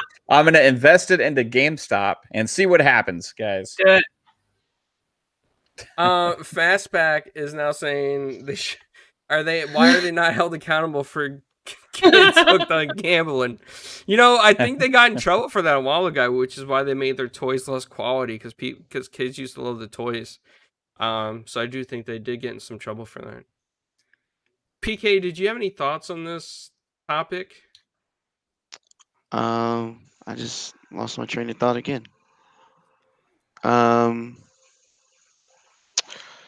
So I feel like that.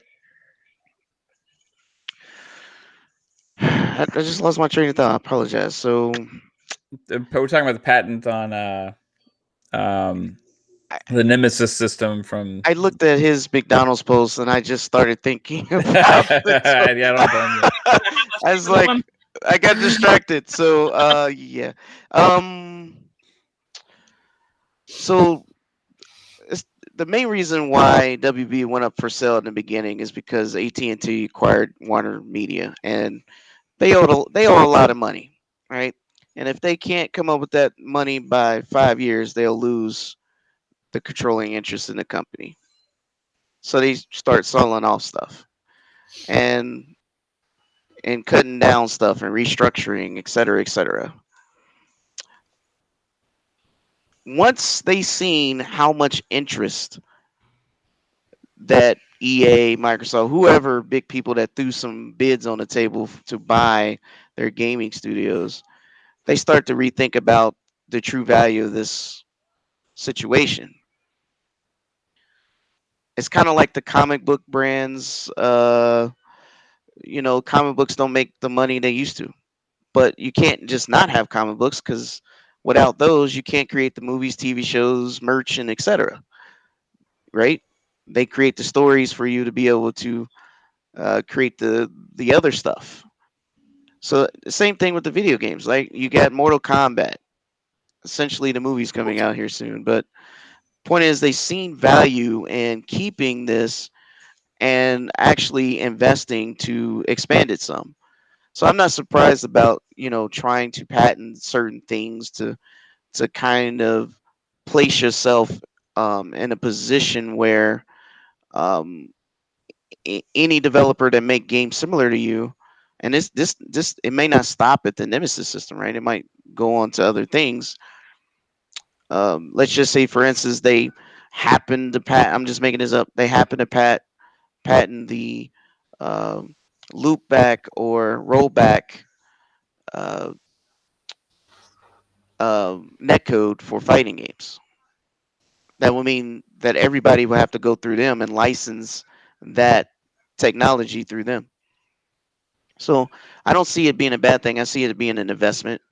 That means that WB ain't going anywhere. It's they're going to probably expand on their studios, which is a good thing. Um, because you want great games to come from the company who cares most about their product or their IP, right? I would prefer to have Rocksteady make a uh, Batman slash DC game before Activision any day. I mean,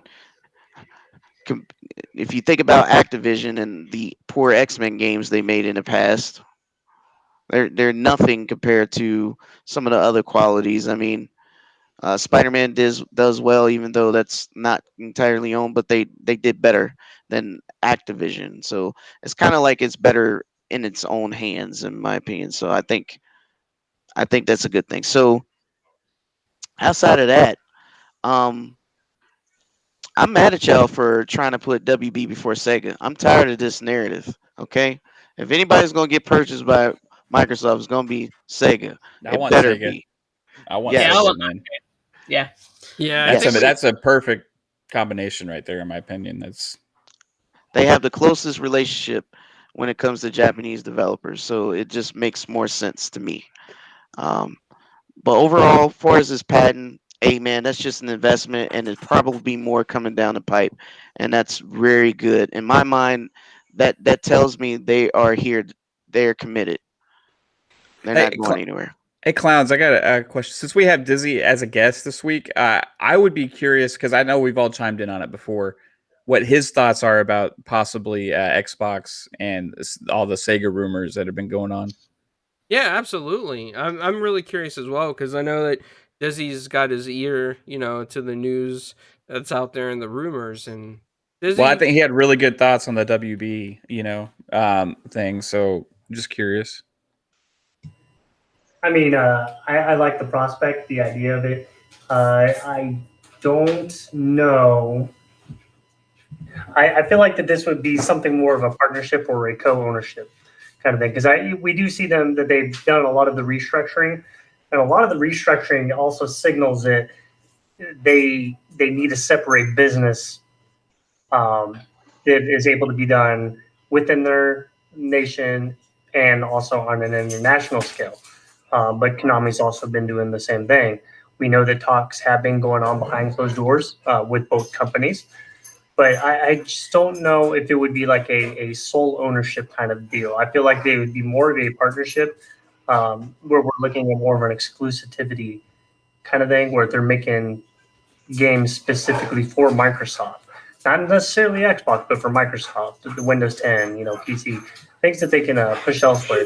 Because it also, it's kind of weird that you finally get Sonic and Mario together, but also now all of a sudden you take Sonic away. I do apologize, my son is having too much fun in the background. Oh, you're Oh, fine. that's man. all right. You're fine.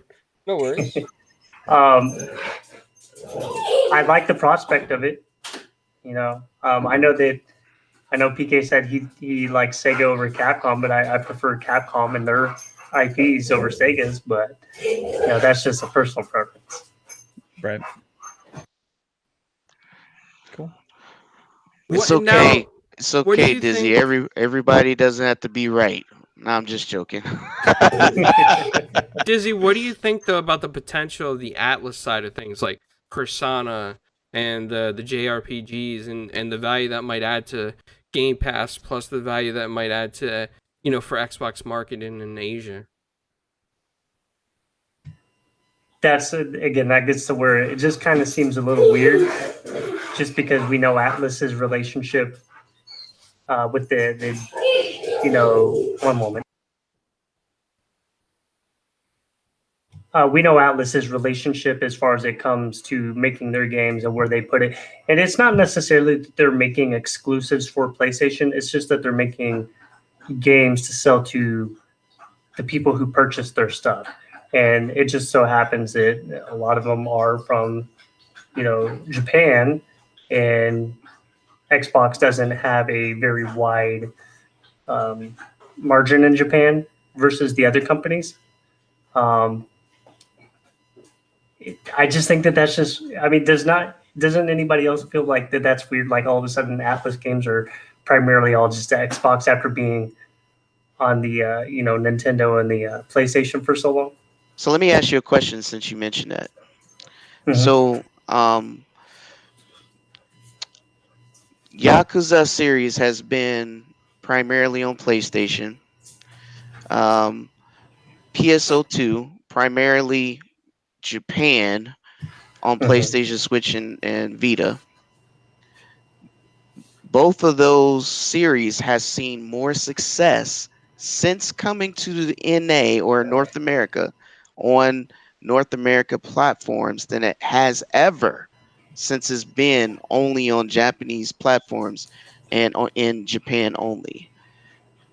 Because of that, wouldn't you think it would make more sense to now bring those games to the States instead of sell them to Japan? Because let's face it, Japan doesn't buy consoles like that anymore. They're a strictly mobile country.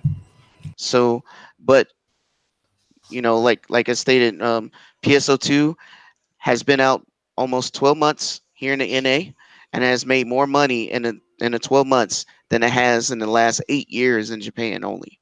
Oh wow. The Yakuza series, the reason why Sega just dropping them all on Game Pass is because they're seeing people buy, purchase, and play. They're getting this revenue stream. So, in my mind, I think probably the reason why, even though we know in Japan, Xbox doesn't sell very many Japanese games, but at the very least, if they brought them to America, wouldn't that see a new audience and see a new success? There's definitely a reinvigorated push from Xbox with Japanese games. I mean, you also have a Scarlet Nexus that they're doing a marketing deal with as well. That's coming around the corner. The Yakuza series, you have so much Fantasy Star Online too. they're working with the Korean developers, Crossfire X. There's a lot of stuff going on over in that direction with Xbox, trying to make a push with those kind of studios and development and everything. I think it's going to be more interesting going forward to see what all they bring. We also had Dragon Quest 11 just hit Game Pass as well, right? So yeah, it's Japan and Xbox. I think as the market changes, as xCloud becomes more popular as well over the next couple of years, I think it's more viable, right? For it to be a worldwide ecosystem, and that might change things with how we've constantly seen these franchises as kind of platform specific, where we're going to see more of these franchises on either multiple platforms, or either choose a platform that is more available in more places to play. Yeah. So that's where I think the difference could be. That's all ideal and everything. It kind of like it to answer a little bit about what PK is saying and everything. I mean, the reason why you're seeing this jump in numbers is because all of this is hitting now. It's not hitting at the duration of these games releasing.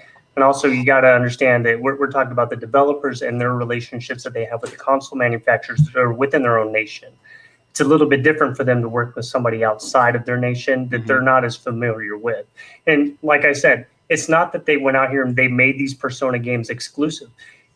They're exclusive because the publisher, the developer, they just didn't happen to make a port for the Xbox or for what have you. Because now we see that they're pushing them over to the PC, and because again, it's not an exclusive for the sake of being exclusive. It's just what they are familiar with doing.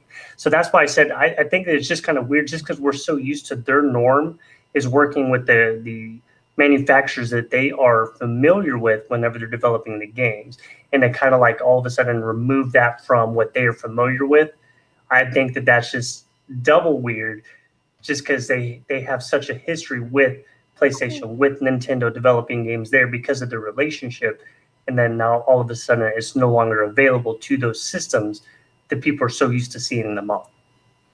So I have a follow-up question, just because I like all your thoughts on this stuff, man. It's all the rumors have been out there that there's somebody else big, right? And this is from prominent games media people that are usually in the know, right? That they usually get these things right.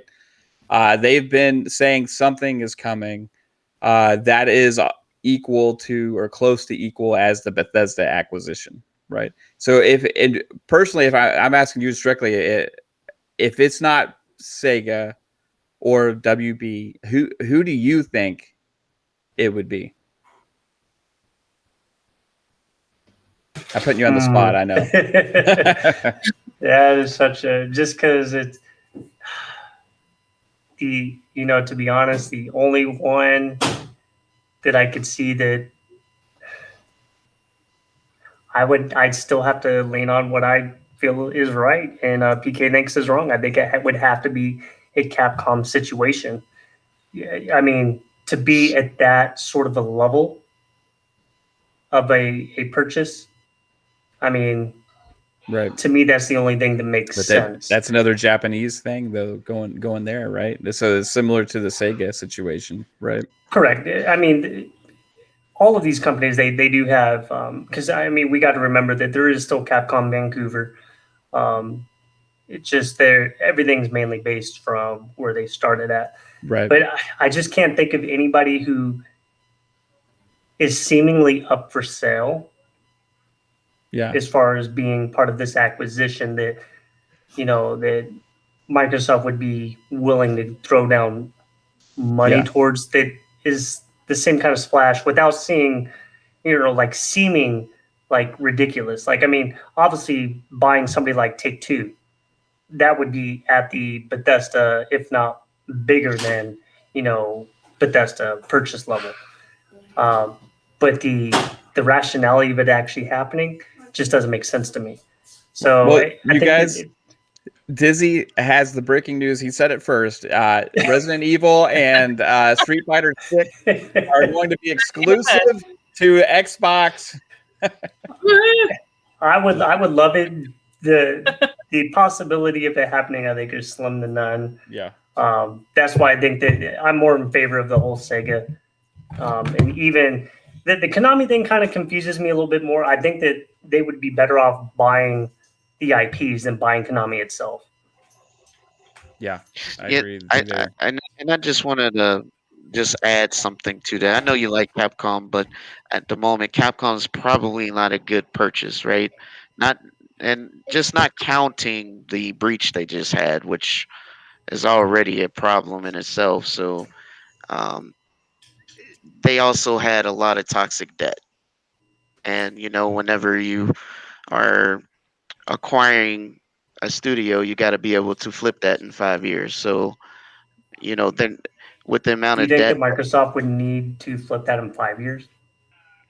flip the purchase of Capcom, they would need to somehow justify that purchase to be able to make some money off of it. And as of right now, they have some bad attention based on that breach they just had 4 months But ago. I think that also what we're forgetting is that a lot of their IPs are extremely marketable. Like extremely marketable. Like I mean, we have Resident Evil movie franchises. We have all the Netflix stuff coming out. There was the Monster Hunter that was made into a movie. I'm not saying these are good, but people still want to go out and see them and watch them. Yeah, Not to mention what they could do with things with Street Fighter. Like just as far as the IPs alone themselves, I think that Microsoft would be able to flip that Yeah. in gold. Mega Man and Monster Hunter as well. well, Exactly. so just to be clear, and don't get me wrong, I am a fan of IPs that Capcom make.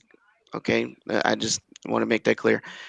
The only thing is, when you look at Capcom in the last 5 years, the only game that has been successful is Monster Hunter World, and they didn't even believe that was going to be successful. I They think the never Resident put it. Evil games were pretty successful. Yeah, I was The about to say remakes, that especially set and They also 7. they were very So successful. when you look at the sales, I'm just basing on sales, right? Right. Just the sales figures, they pale in comparison to Monster Hunter World at 16 Well, sure, million that's units just because pushed. Monster Hunter did very, very well for being Monster Hunter. And But it was and also when the first time Monster Hunter released across multiple consoles at the same time. well, actually a home console, right? So when because the Wii don't count, right? Really, because nobody played that one. But and I'm a Monster Hunter fan. That's the only reason I'm speaking to it. But when you look at Street Fighter V's numbers, they got beat by Pokken Tournament on the Switch. Come on now. When you look at all I'm saying is when you look at it at a high Street level. Fighter 5 was exclusive to PlayStation and had also a really bad launch as well. Correct. Well, So so yeah. I mean, with those being said, I'm just saying when you look at it, Sony flipped the bill to get that Street Fighter 5 produced, and this is what Capcom came out with. Hmm. So Okay. does it mean anything that Microsoft flipped the bill and they still come out with a turd? I mean, look at Marvel versus Capcom Ultimate. Was that any great? When's the last time they made a good fighting game? When When's the Juggernaut last was in time? it. So I'm not trying to throw them down because I do like their IPs, but at the same time, when you look at it at a high level, is it really the value that you're getting here? You don't. I mean, we don't really know, and I'm not saying that your idea is bad. I want you to know that I understand your point of view, but I just want to point out those things. The other side of that is definitely when it comes to the Japanese thing, saying when you said it feels kind of weird. I also see that point of view too, but we also are 2021. We need to change perceptions. We got to change. We got to evolve as gamers and not do things just because that's the way we always done it. Because things are not the same. Sony does not reside in Japan anymore. They're in California. Matter of fact, it's really Samsung and LG that's taking the place in Japan, if anything. So and yes, you're right about them working with familiarity about Japanese culture and things of that nature. That is 100% accurate. I would say that, but I think Phil Spencer specifically has been pushing to try and get that narrative change, and I think we should just give him a shot to keep on pushing, giving us those opportunities. And it's not like I only play Xbox; I play everything, but definitely we want to see these games enjoyed in America as a whole. Do you know how many games we did not get to enjoy because we're Americans? We just got slipped through the tube. Does that happen vice versa as well though? I mean, do the Japanese customers like they lose out on a lot of American games, right? So not to the same level, because it's more or less Japanese players don't buy Call of Duty, they don't buy Mortal Kombat, they don't buy pretty much most westernized games. I mean, they might play an Overwatch, they might play a Destiny, right? But certain games they just kind of skip. So, and then some games like Mortal Kombat might have some issues getting over to them countries anyway, because it was banned in Australia for a long while. I'm not sure on the actual numbers, but I do think that between the West and Asia, I think we both miss out on each other's different releases because it's a different culture as well. Mm-hmm. So sometimes in Japan or Asia, they might have a JRPG, let's say that might be, it look more like hentai or manga that's not allowed in America. And in America, we have like a censored version or we don't get it at all. And then we have violent games that might not, get over there. I do know from speaking with my friends in Australia is that when they play online for like Call of Duty, they do see a lot of Chinese and Japanese usernames, so they end up in Asian servers somehow. But I don't know, the extent of the numbers of how many people actually play. But with that said, I got to kind of wrap it up because Retro Renegades is going on. And I feel bad because we cut into their time, and it's late by Mama, and she probably wants to fall asleep now. After all those bad Anthem thoughts. No, oh, no, it's all good.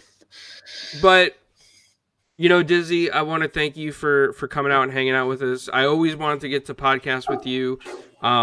It's a pleasure, man. You are a man of great thought and wisdom from the realm, and you always, like I said, you always hold it down over there. So can you let people know where they can find you?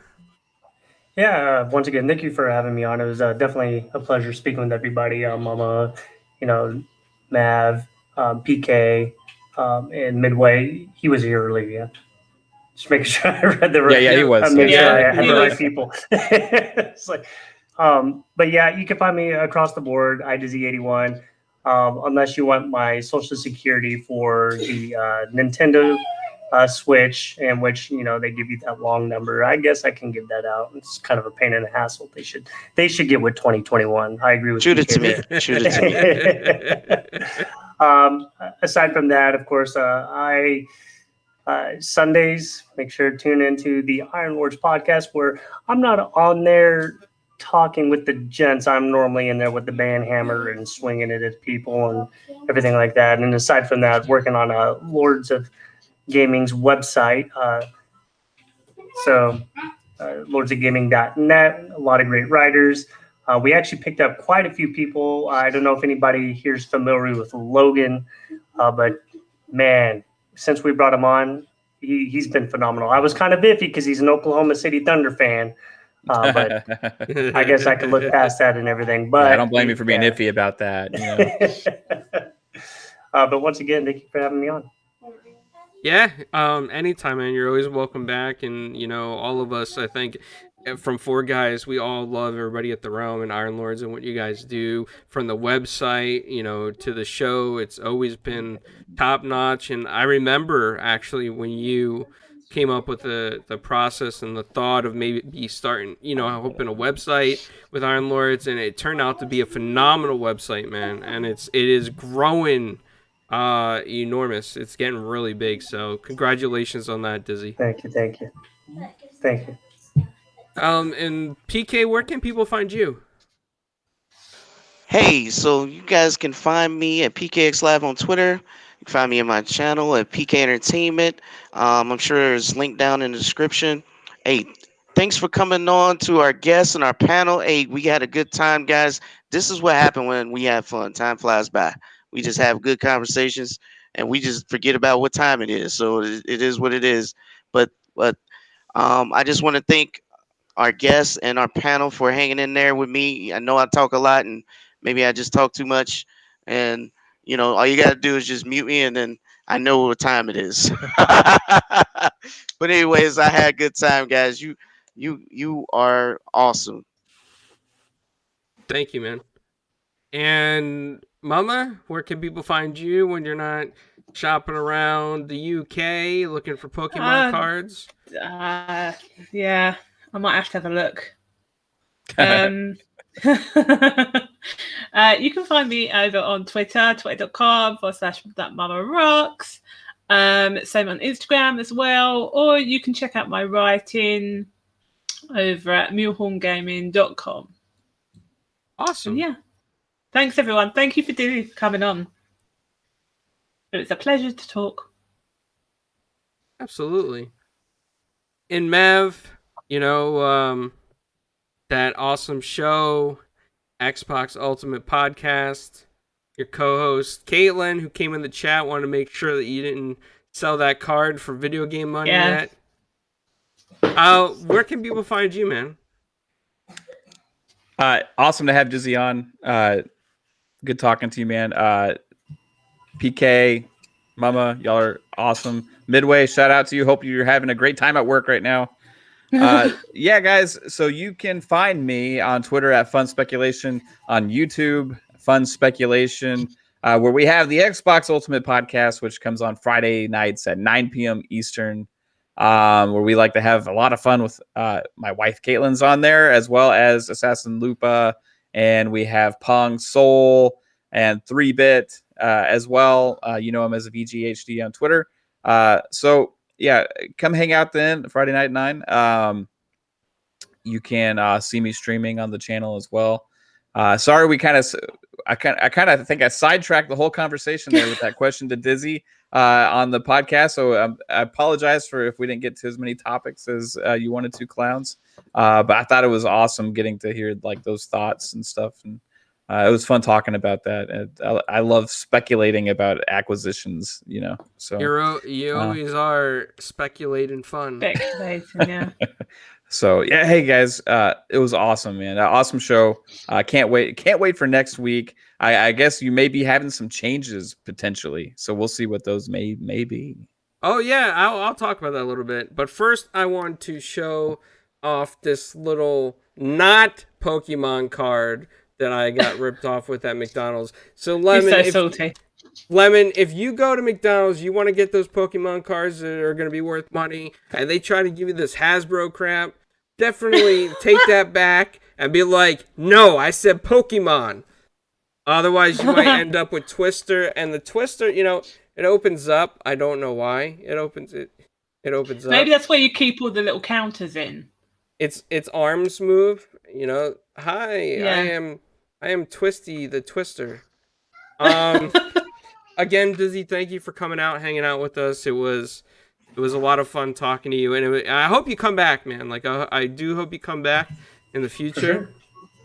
And with Four Guys, we do have a little bit of changes coming up because of Midway's schedule. So the idea that I have now, and I got to work it out with the panel, see what's good for everybody time-wise, but I believe the main show, Four Guys with Quarters, is going to move back to the original nights that we used to be on when we first started podcasting in 2013, which would be Thursday.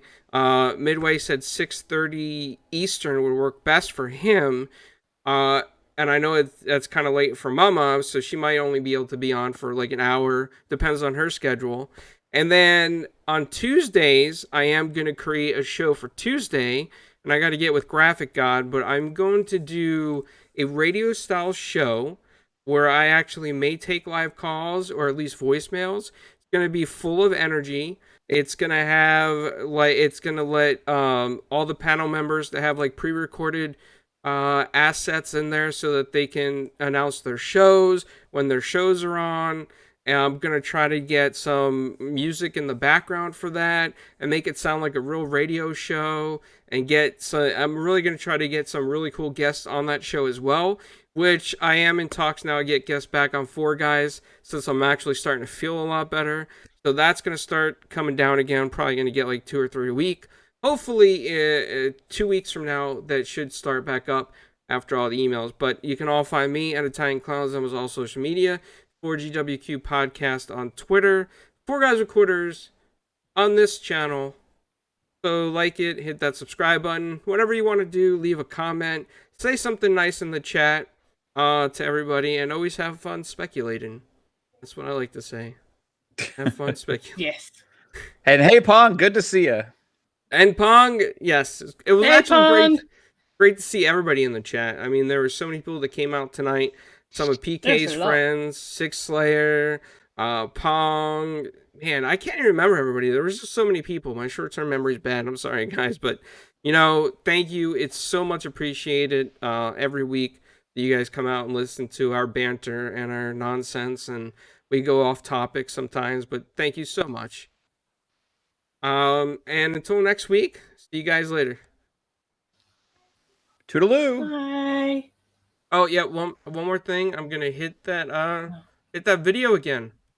Yeah, do it.